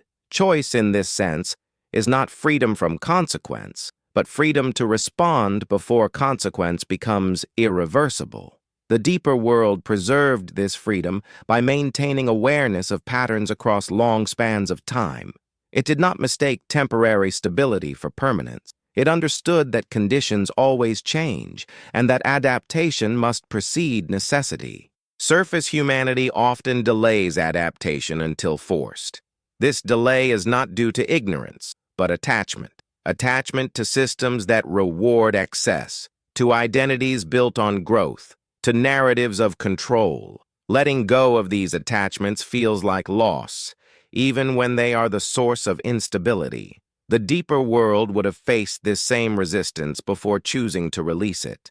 That release would not have been uniform. Some would have refused. Some would have remained above. The retreat inward was likely not total, but selective. Those who valued continuity over familiarity moved below. Those who valued visibility and expansion rebuilt on the surface. Both paths were human. Both carried consequences. This divergence may explain why surface history feels fragmented, while the deeper world feels continuous. One path accepted discontinuity as inevitable. The other organized itself to minimize it. Over time, the difference between these strategies would compound, creating two expressions of humanity shaped by different relationships with time. The deeper expression would not seek to correct the surface directly. Correction imposed from outside rarely integrates. Instead, it would allow consequences to teach, not out of indifference, but respect for autonomy. A civilization that survives by choice understands that choice cannot be removed without destroying the lesson. As pressures mount again, the surface world approaches a familiar crossroad. It can attempt to dominate instability, accelerating extraction and control in the hope of outrunning consequence. Or it can begin the slower work of distillation, releasing what cannot be sustained and preserving what can. The deeper world stands as proof that the second path, while quieter and more demanding, leads somewhere enduring. It does not promise comfort or glory. It promises continuity. Whether the surface world can recognize the value of that promise before choice gives way to necessity remains an open question, one the Earth itself continues to ask through its steady, patient response. Necessity arrives without negotiation. When it does, options that once seemed available narrow into inevitability. The deeper world appears to have understood this well enough to act before that narrowing occurred. Its survival suggests an acceptance that choice has a lifespan, and that wisdom lies in recognizing when that lifespan is nearing its end. Surface humanity often misreads this moment. It waits for unmistakable signals, for undeniable proof that change is required. But by the time proof arrives, flexibility has already been lost. Systems harden, responses become reactive. Adaptation turns into desperation. The deeper tradition avoided this trap by trusting pattern over immediacy. Patterns do not shout, they repeat. Subtle shifts accumulate. Small warnings echo. Those who listen early are spared the violence of late response. This principle governs ecosystems, bodies, and civilizations alike. The deeper world's endurance implies that it learned to treat repetition as instruction rather than background noise. In ancient memory, this instruction was encoded in stories of cycles, ages of light and darkness, worlds that rise and fall. These narratives were not meant to predict specific events, but to cultivate readiness. They trained cultures to expect change and to value preparation over certainty. When catastrophe came, it was met with action rather than disbelief. The surface world, by contrast, often treats stability as default and change as disruption. This assumption creates fragility. Systems optimized for constant growth struggle when growth slows. Societies built on expansion fracture when limits assert themselves. The deeper world, having accepted limits as fundamental, would be far less vulnerable to such shocks.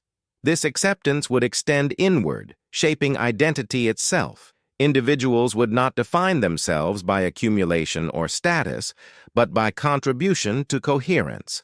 Value would be measured by how well one supports continuity rather than how much one extracts. In such a culture, ambition would be redirected toward refinement rather than dominance.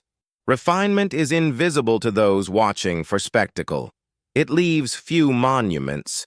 Its success is measured in absence of collapse, in quiet stability that draws no attention.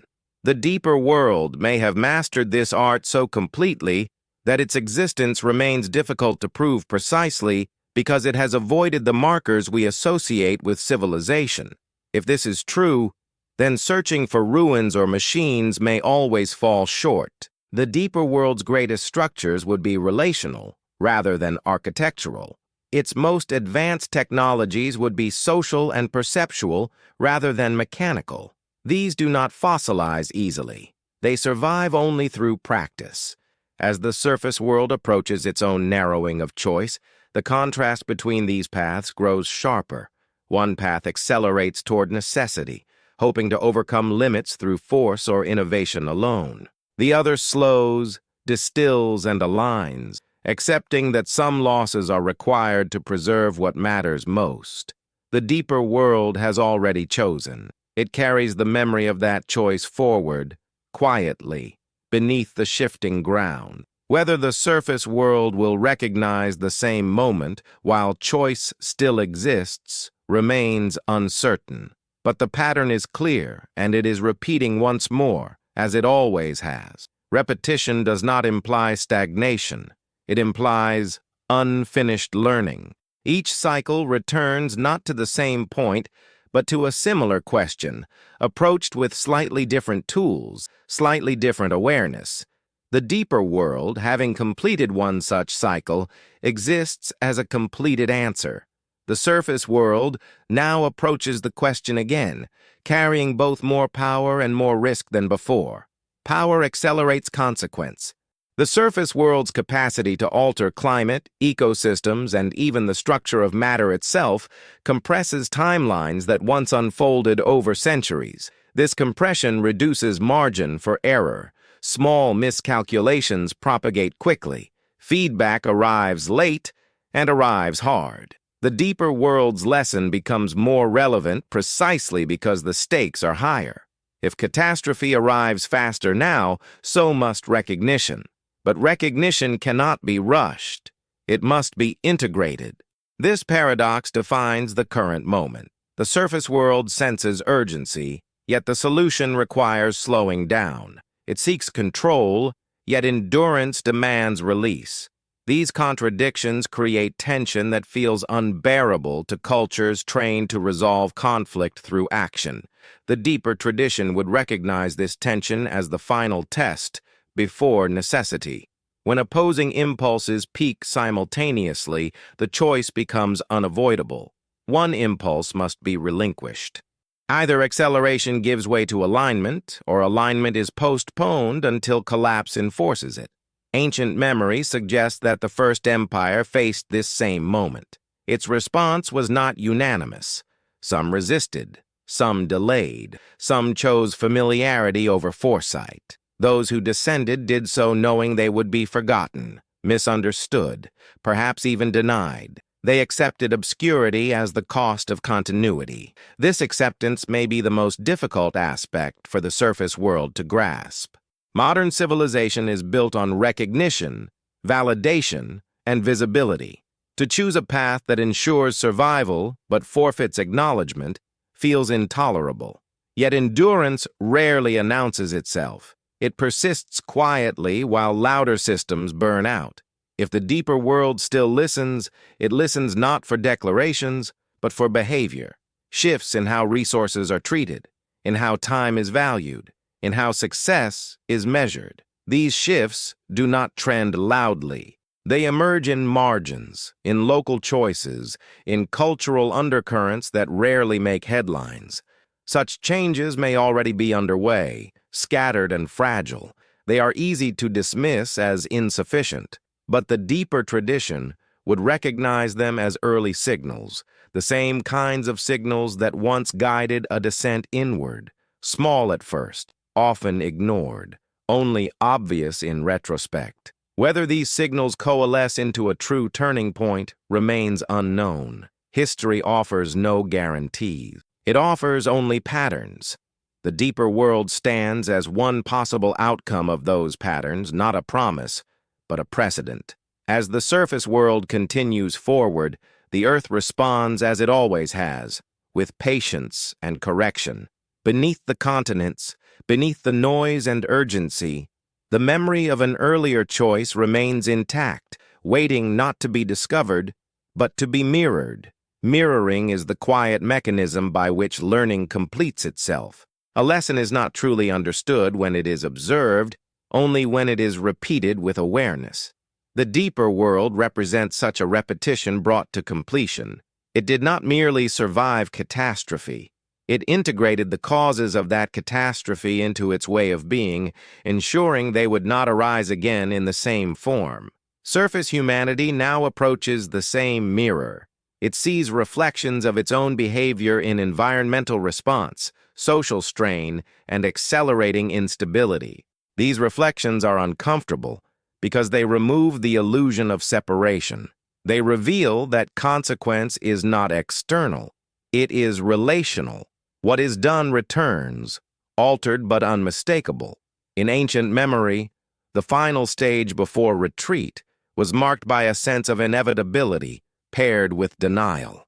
Signs were visible, knowledge existed, yet action lagged. The deeper world's ancestors broke from this inertia by accepting that preservation required withdrawal from familiar structures. They chose to step out of the surface narrative entirely. This step was not dramatic. It did not involve public declarations or mass movements. It unfolded quietly through preparation, consolidation, and gradual absence. Cities thinned, networks dissolved, attention shifted inward. When the final disruptions arrived, the separation was already complete. The surface world experienced loss. The deeper world experienced transition. Modern humanity may be repeating the early phases of this process unconsciously. Digital retreat, local resilience, a renewed interest in limits, cycles, and self-sufficiency. These trends are often framed as reactions to stress, but they may also be precursors, early movements toward distillation before necessity forces it. The question is scale. Will these shifts remain marginal, absorbed by the dominant system and neutralized? Or will they accumulate into a broader reorientation? The deeper world's example suggests that only accumulation matters. Isolated insight changes little. Shared alignment changes everything. Alignment does not require unanimity. It requires enough coherence to sustain continuity. The First Empire did not need everyone to descend. It needed enough to preserve memory intact. The surface world today may face a similar threshold. Not everyone will choose the same path. That has never been the case. The Earth does not demand consensus. It responds to proportion. Balance does not require perfection, only sufficiency. This principle governs ecosystems and may govern civilizations as well. A critical mass of restraint can stabilize systems otherwise trending toward collapse. If this is true, then the deeper world's role is not to rescue, but to remind. Its existence beneath the Earth is not a secret to be revealed, but a reference point to be reached. It shows that humanity can choose continuity even when momentum pushes toward destruction. As this cycle approaches its inflection, the memory held below remains steady. It does not rush the surface. It does not intervene. It waits for recognition not of its presence, but of its lesson. When that recognition arrives, whether through quiet choice or enforced necessity, the path inward, literal or symbolic, will already be known. Interpretation begins where certainty ends. The deeper world, long framed as myth or speculation, now demands a different kind of attention. Not belief, not dismissal, but interpretation. What if these accounts are neither literal maps nor pure metaphor, but layered records describing multiple truths at once? A physical retreat, a psychological shift, a cosmological alignment. Ancient cultures rarely separated these domains. To them, geography, consciousness, and cosmos were interwoven. A descent into the earth was also a descent into memory. A journey through stone mirrored a journey through time. The hidden empire then may exist on more than one level simultaneously, as a place, as a lineage, as a state of being. This layered interpretation explains why evidence feels fragmented. Physical traces appear ambiguous. Psychological echoes feel personal. Myths align across cultures without sharing details. Each layer reinforces the others without ever resolving into a single, definitive proof. This ambiguity is not a flaw. It is a feature of knowledge designed to survive distortion. In this view, the hollow or layered Earth theories are not errors, but approximations, attempts to describe something that does not fit neatly into surface logic. A civilization living within the crust would experience gravity, light, and space differently. Its understanding of the planet would not match ours because its reference frame would be inverted. What we call interior, it might call foundation. Modern science, bound to surface assumptions, struggles with this inversion. Models demand uniform density, predictable layers, clear boundaries, but nature is rarely so clean. Seismic anomalies, magnetic irregularities, and unexplained voids persist not because data is flawed, but because interpretation is constrained. The deeper world may occupy regions where conventional categories break down, zones where solid and hollow coexist, where rock behaves like structure rather than barrier. To a civilization adapted to such environments, movement through stone would not be miraculous. It would be engineered, understood, normalized. Symbolic interpretation adds another layer. The inner world may represent a mode of civilization that turns inward rather than outward, one that invests in coherence rather than conquest. In this sense, the descent beneath the earth is also an inward turn of consciousness, a refusal to project instability onto the environment. These interpretations do not compete, they coexist. A physical underground world could exist alongside a philosophical inward path. In fact, one may have shaped the other.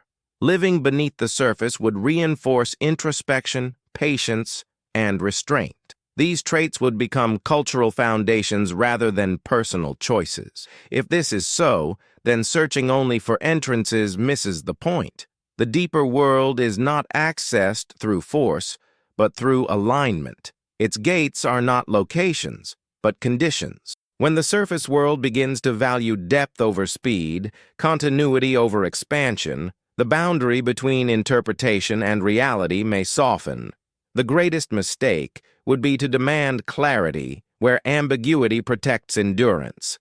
The hidden empire survives precisely because it resists being reduced to a single explanation. It exists as a convergence of place, memory, and meaning. To approach it requires accepting that truth, like the earth itself, is layered, and that not all layers are meant to be exposed at once. Layered truth unsettles a culture trained to isolate variables. The surface world prefers clean explanations, single causes, clear outcomes. But reality, especially at planetary scale, resists such simplification.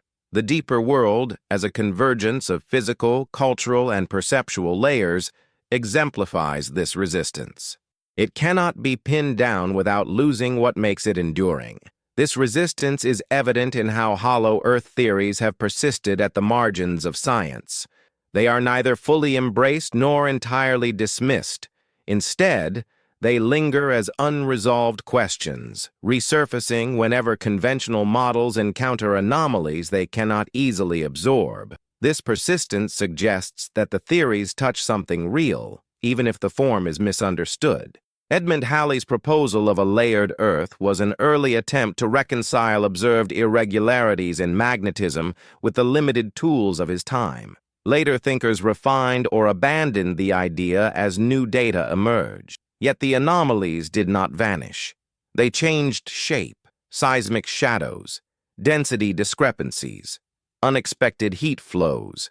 Each new generation explains them provisionally, while the larger pattern remains incomplete. What if incompleteness is the point? A model that fully explains the deeper world would invite intervention. It would encourage extraction, experimentation, control. The ambiguity protects what lies below from becoming another resource to be consumed. In this sense, uncertainty functions as a natural defense. Symbolic interpretations reinforce this protection. When the deeper world is treated as myth, it remains safe from exploitation. When treated as literal, it risks invasion. The balance between these views keeps it out of reach while still influencing thought. This balance may have been intentionally cultivated by those who first descended. Speculative theories about lost civilizations, inner suns, and ancient technologies often veer into excess, obscuring the quieter truth. The deeper world's greatest achievements would not be spectacular by modern standards. They would be subtle, systemic, and durable.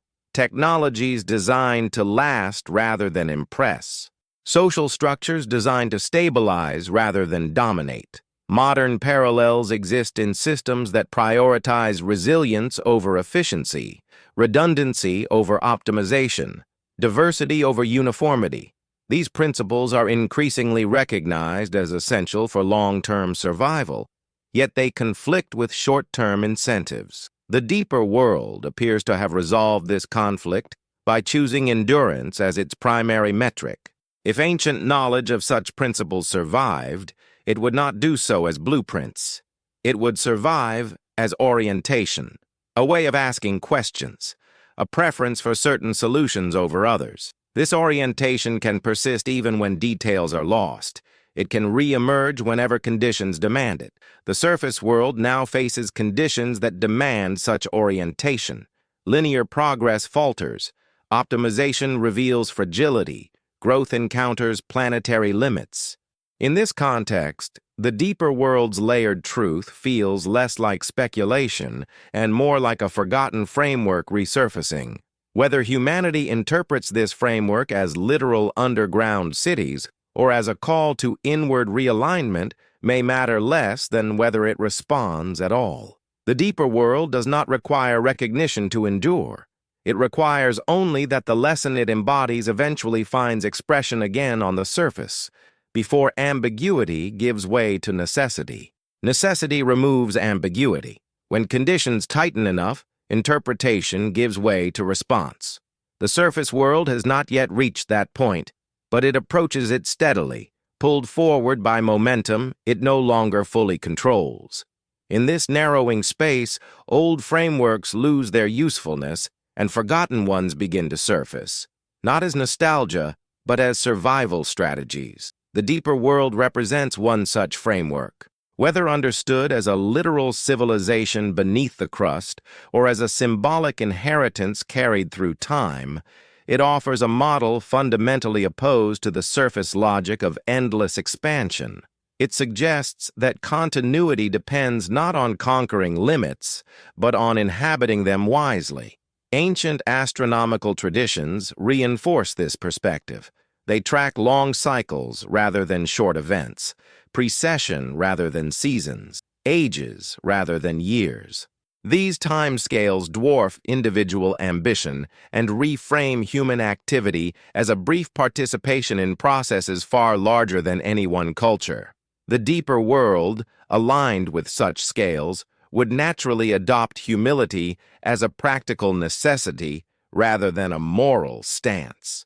Modern humanity, by contrast, operates almost entirely within compressed time horizons, economic cycles, political terms, quarterly returns. This compression amplifies instability, making long-term consequence invisible until it becomes unavoidable. The deeper world's lesson cuts directly against this compression, insisting that survival requires extending awareness beyond immediate reward. This extension is difficult not because it is abstract, but because it demands sacrifice. Slowing down costs advantage, reducing scale costs power, choosing restraint costs visibility. These costs are real, and they are why the deeper path is rarely chosen voluntarily. It becomes attractive only when the alternatives exhaust themselves. If the hidden empire still exists, it would understand this reluctance intimately. Its founders likely faced the same resistance. The decision to retreat inward would have been contested, delayed, and doubted. Those who chose it accepted uncertainty in exchange for continuity. They stepped into darkness trusting that alignment mattered more than certainty. Darkness, in this context, is not ignorance. It is the absence of spectacle. It is the space where processes unfold slowly, away from disruption. Beneath the earth, darkness is stable.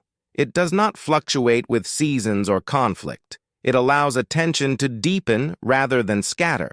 This stability would shape cognition itself. A civilization living without constant visual stimulation would develop heightened sensitivity to subtle change, sound, vibration, pressure, rhythm. These senses would replace spectacle as sources of information. Over generations, perception itself would adapt to depth. Such adaptation would make the deeper world increasingly incompatible with surface expectations. Its intelligence would be quiet, its technology unobtrusive, its presence nearly impossible to detect without disturbing it. Invisibility would not be a tactic. It would be an outcome of alignment with conditions the surface rarely inhabits. As humanity edges closer to its own narrowing, the question remains whether it can learn from this model without being forced into it by collapse, whether it can choose depth while choice still exists. The deeper world offers no instruction manual, only an example held patiently beneath the earth, waiting to see whether interpretation can become recognition before necessity takes over. Recognition, when it finally occurs, is rarely dramatic. It arrives quietly, as a shift in orientation rather than a revelation of fact. The surface world may never confirm the deeper world through instruments or expeditions. Instead, it may begin to mirror it unconsciously, adopting similar priorities without ever naming their origin. This mirroring would appear first at the margins. Communities choosing sufficiency over excess, systems designed for resilience rather than speed, technologies built to endure repair rather than demand replacement.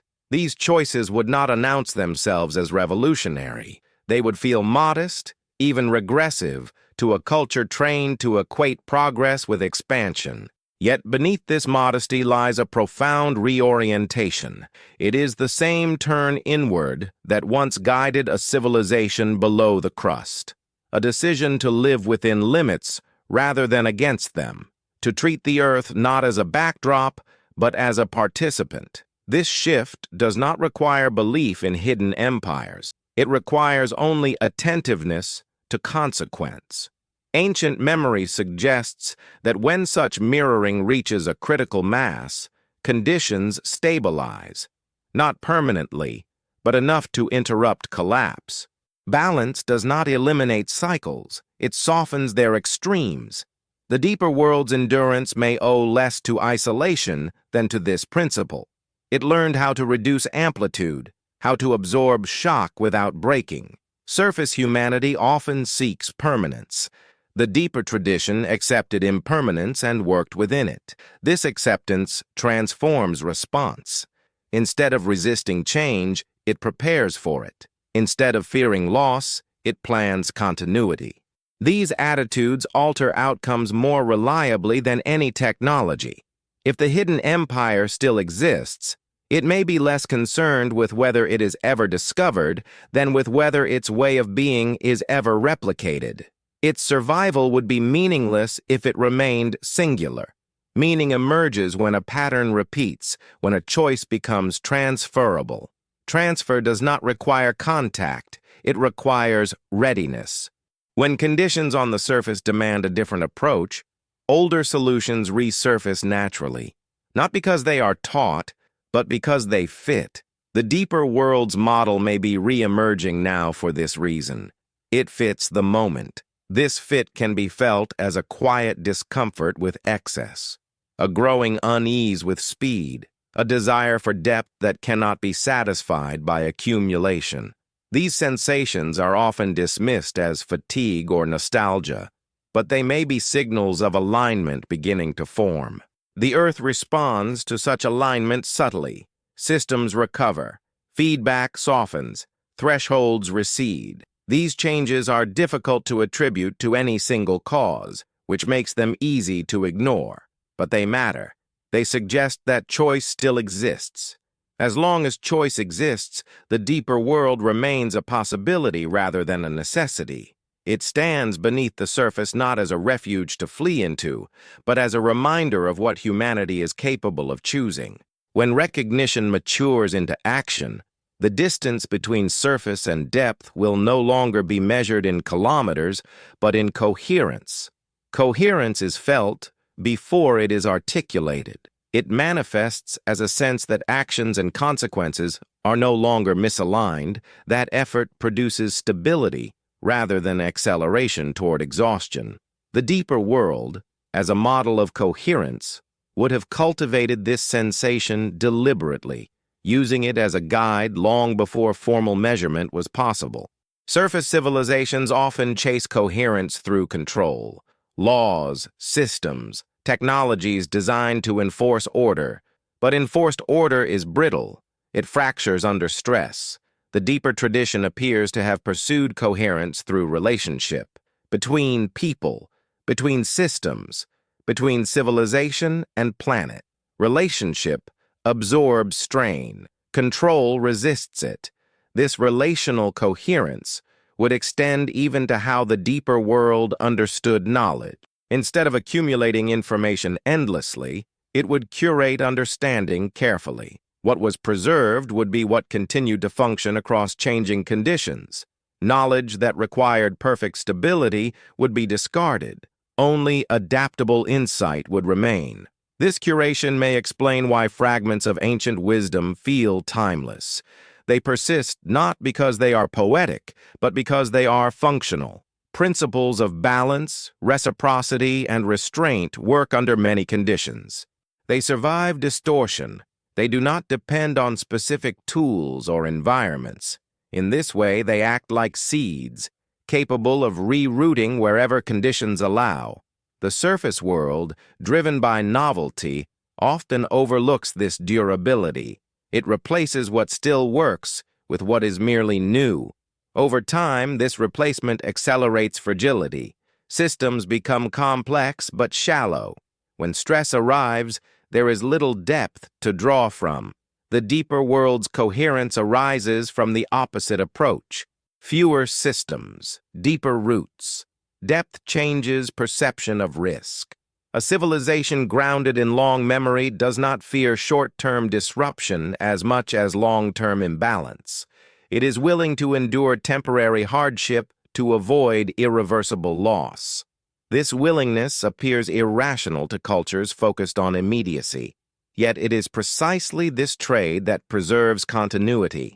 If the hidden empire still exists, it would measure the surface world not by innovation, but by whether it can tolerate discomfort without collapsing into reaction. The ability to pause, to reflect, to accept constraint voluntarily would be the true signal of readiness. Not intelligence, not power, but restraint. Such restraint is beginning to surface in unexpected places, in reconsiderations of growth, in renewed attention to cycles, in the slow return of questions once dismissed as impractical. These developments do not form a movement. They form a current, subtle but persistent. The deeper world would recognize this current immediately. It would have felt the same shift once before, when its ancestors turned inward and chose continuity over spectacle. That choice did not end conflict or uncertainty. It transformed how they were held. As coherence grows on the surface, even unevenly, the distinction between worlds becomes less stark. The deeper world no longer feels like an unreachable mystery, but like an earlier chapter, whose logic begins to make sense again. In that recognition lies the possibility that humanity's greatest inheritance was never lost, only buried beneath noise, waiting for the conditions in which it could be heard again. Hearing requires quiet, and quiet is becoming rare. Yet it is often at the edge of exhaustion that silence returns, not by choice, but by necessity. When systems overload, they pause. When noise becomes unsustainable, it collapses into stillness. The deeper world may have emerged from such a stillness once before, recognizing it not as failure, but as an opening. This reframes collapse itself. Rather than an end, it becomes a thinning. Excess falls away. Complexity simplifies. What remains is not weaker, but more essential. The deeper tradition appears to have embraced this thinning deliberately, allowing the non-essential to dissolve so that coherence could be preserved. Surface humanity tends to resist thinning. It clings to structures even when they strain under their own weight. This resistance amplifies collapse when it finally arrives. The deeper world's example suggests another option. To release before release is forced. To choose reduction as strategy rather than as consequence. This choice alters identity. When civilization is no longer defined by accumulation, it must redefine success. Value shifts toward durability, toward relationships that last, toward systems that can absorb shock and recover. These values are quieter. They do not lend themselves to spectacle or rapid reward. They require patience. Patience, in turn, reshapes time. The deeper world would have learned to inhabit long durations without boredom or urgency. Ritual, rhythm, and repetition would anchor experience. Change would be expected, but not feared. This temporal orientation would make the future feel less threatening because it would already be familiar. The surface world, by contrast, experiences the future as pressure, deadlines, projections, forecasts. This pressure compresses decision-making and narrows imagination. Under such strain, depth becomes inaccessible. Yet it is precisely depth that offers resilience. If the hidden empire still exists, its patience would not be passive. It would be attentive, responsive, and aware. Patience here is not waiting for rescue or return. It is holding alignment through uncertainty, trusting that coherence will outlast noise. The earth itself models this patience. Mountains erode, oceans shift, fields reverse. None of this happens in haste. The planet corrects gradually, inexorably. A civilization aligned with these rhythms would not rush to intervene at every fluctuation. It would observe, adjust, and continue. As surface humanity approaches its own thinning, the invitation to quiet grows stronger, not as an escape, but as a recalibration. Those who respond may find that depth is not somewhere else.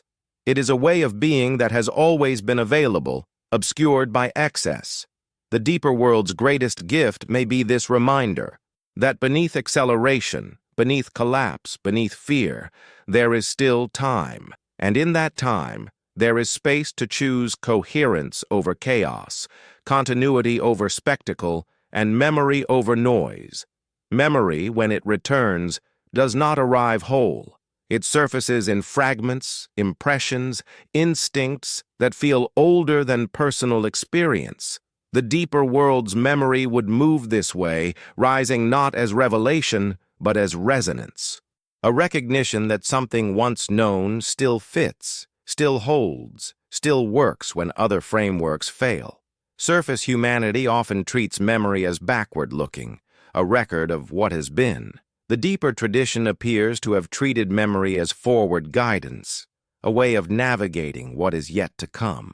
To remember was not to relive, but to anticipate. It allowed decisions to be made with awareness of trajectories rather than reactions to events.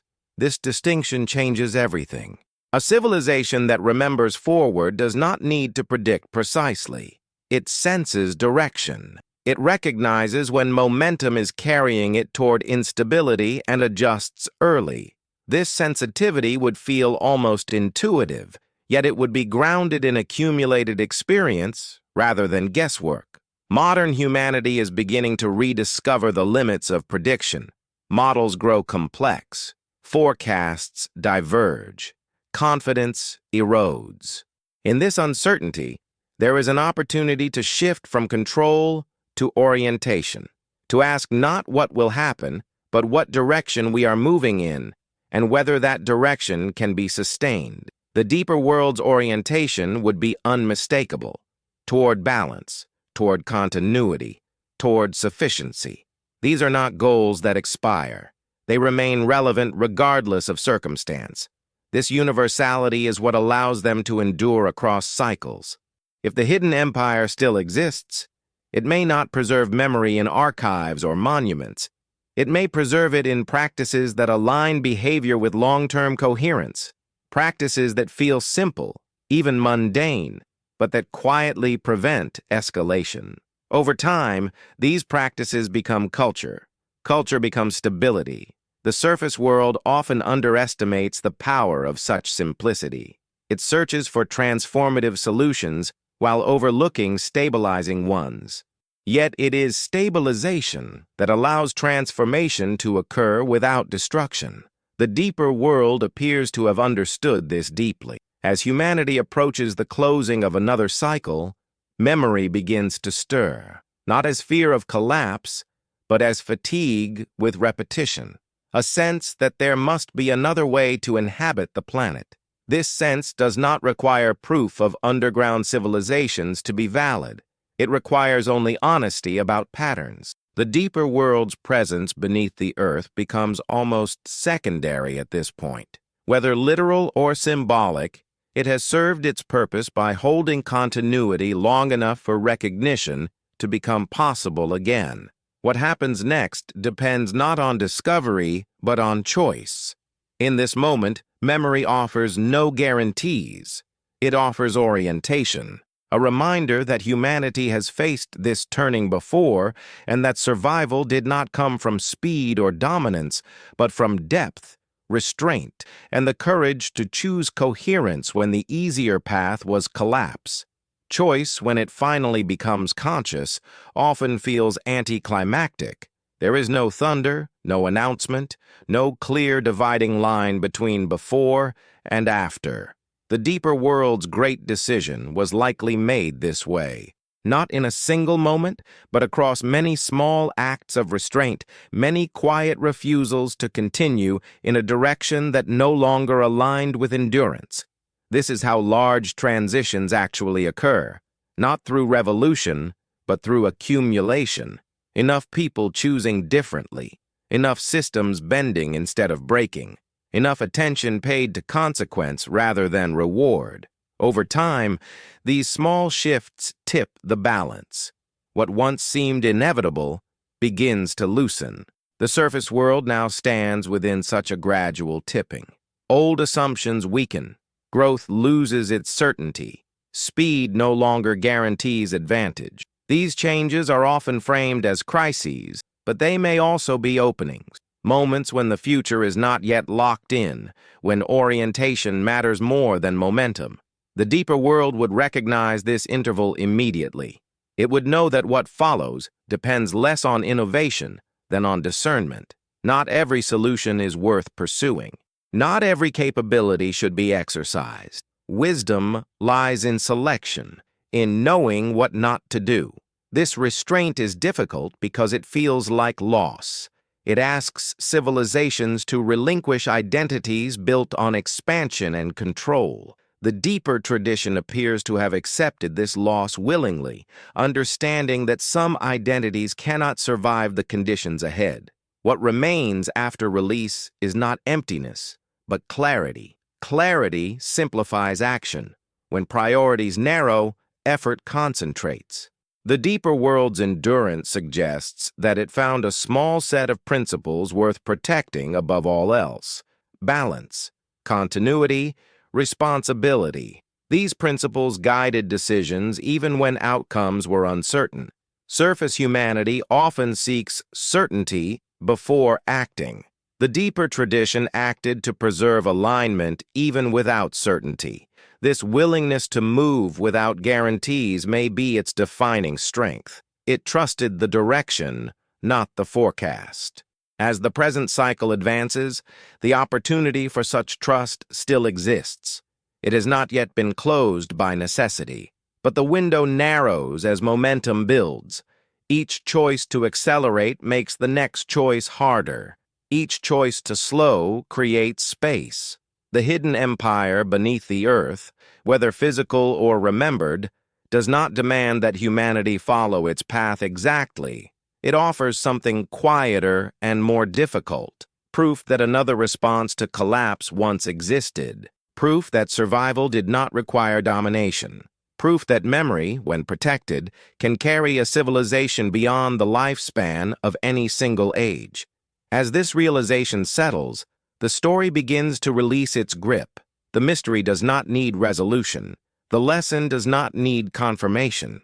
What matters is that the option remains visible long enough to be chosen. In that sense, the deeper world has already fulfilled its role. It has held the memory steady through silence, waiting for a time when humanity could finally hear it not as myth or speculation, but as a reflection of itself, standing once again at the edge of a decision that will shape what endures. What endures is rarely what was most visible. The surface world leaves behind monuments, records, debris. The deeper world leaves behind alignment. It persists not as artifact, but as orientation, a way of relating to time, consequence, and the earth itself. This distinction reframes inheritance. What matters is not what is left behind, but what continues. In this light, humanity's responsibility shifts.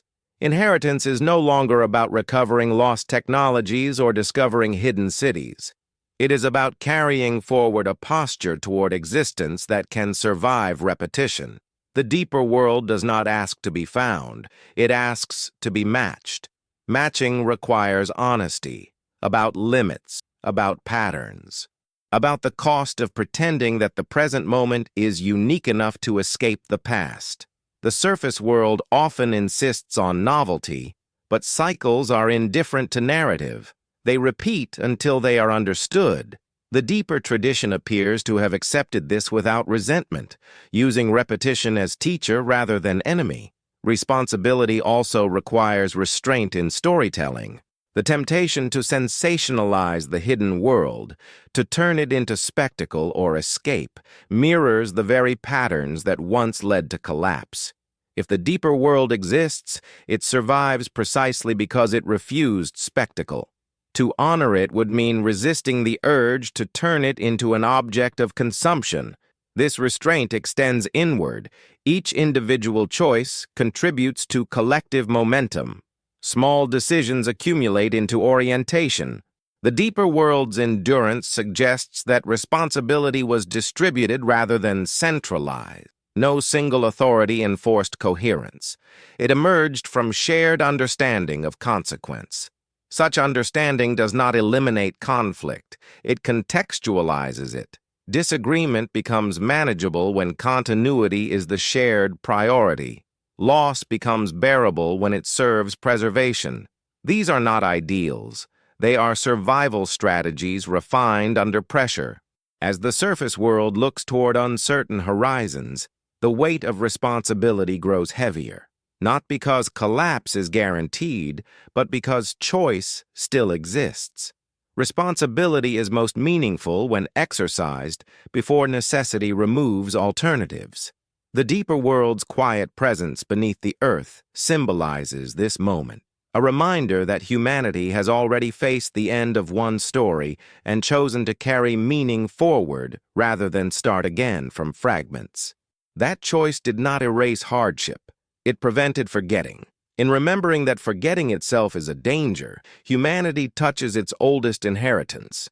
Not a map, not a machine, but a recognition that survival is not about escaping cycles, but about learning from them deeply enough to change how they are lived. As the story approaches its close, the question it leaves behind is simple and heavy. Not whether the hidden empire exists, but whether the surface world can become something that no longer needs to search for it. Needing less is a form of maturity rarely celebrated. The surface world equates need with motivation, desire with progress. Yet the deeper tradition appears to have learned that survival improves as dependency decreases. Not isolation, but sufficiency. Enough energy, enough knowledge, enough structure to continue without excess. This sufficiency reshapes fear. When a civilization no longer depends on constant growth to justify itself, uncertainty loses its edge. The future becomes a space to inhabit rather than a threat to outrun. The deeper world, insulated from spectacle and scarcity, would have cultivated this emotional stability deliberately, knowing that panic accelerates collapse faster than any external force. Surface humanity often treats fear as a tool. It mobilizes attention, resources, obedience, but fear distorts perception. It narrows time horizons and amplifies aggression. The deeper tradition, living in close quarters and long durations, would have recognized fear as corrosive. Managing it would be as essential as managing air or heat. This management would not rely on suppression. It would rely on context. When consequences are understood as patterns rather than punishments, fear softens into caution. When loss is framed as part of continuity rather than annihilation, grief becomes bearable. These emotional calibrations are not philosophical luxuries. They are functional necessities for long-term survival. The surface world, saturated with immediacy, struggles to maintain such calibration. Each disruption feels existential. Each shift is framed as unprecedented. This framing feeds exhaustion. Over time, exhaustion dulls judgment, making coherent response harder precisely when it is most needed. The deeper world's endurance suggests another emotional economy, one where intensity is moderated, not eliminated, where urgency is reserved for true thresholds rather than constant stimulation. This economy conserves attention, allowing it to be deployed when it matters most. If the hidden empire still exists, its greatest difference from the surface may not be technological or architectural, but emotional. A civilization capable of remaining calm across centuries would appear almost invisible to one addicted to immediacy. Its signals would be too subtle to register as action. As the surface world approaches the edge of another transition, the cultivation of sufficiency becomes more than a personal choice. It becomes a collective signal. Each reduction in excess, each extension of horizon, each refusal to accelerate unnecessarily contributes to a shift in orientation. The deeper world does not require mass adoption of its way of being. It never did. It requires enough coherence to carry memory forward, enough restraint to prevent total erasure, enough patience to allow cycles to complete without repeating their most destructive expressions. In this sense, the inheritance beneath the earth is not something to uncover. It is something to enact. And as that enactment begins, quietly and unevenly, the story does not end. It slows. It deepens. And in that deepening, the possibility of continuity remains. Slowing is not retreat. It is recalibration. The surface world often mistakes deceleration for failure, yet every system that endures learns when to reduce pace. Hearts slow to recover. Forests rest between growth cycles. The earth itself pauses between upheavals. The deeper world's survival suggests it aligned itself with this truth rather than resisting it. In these pauses, something subtle becomes possible. Attention widens. Decisions gain depth. Actions reconnect with consequence. This is not dramatic transformation. It is quiet correction, repeated often enough to matter. Over time, such corrections reshape trajectory more effectively than any sudden intervention. The hidden empire beneath the earth may have lived almost entirely within these pauses. Its history would not be marked by eras of explosive change, but by long stretches of continuity punctuated by careful adjustment. From the surface perspective, this would appear uneventful.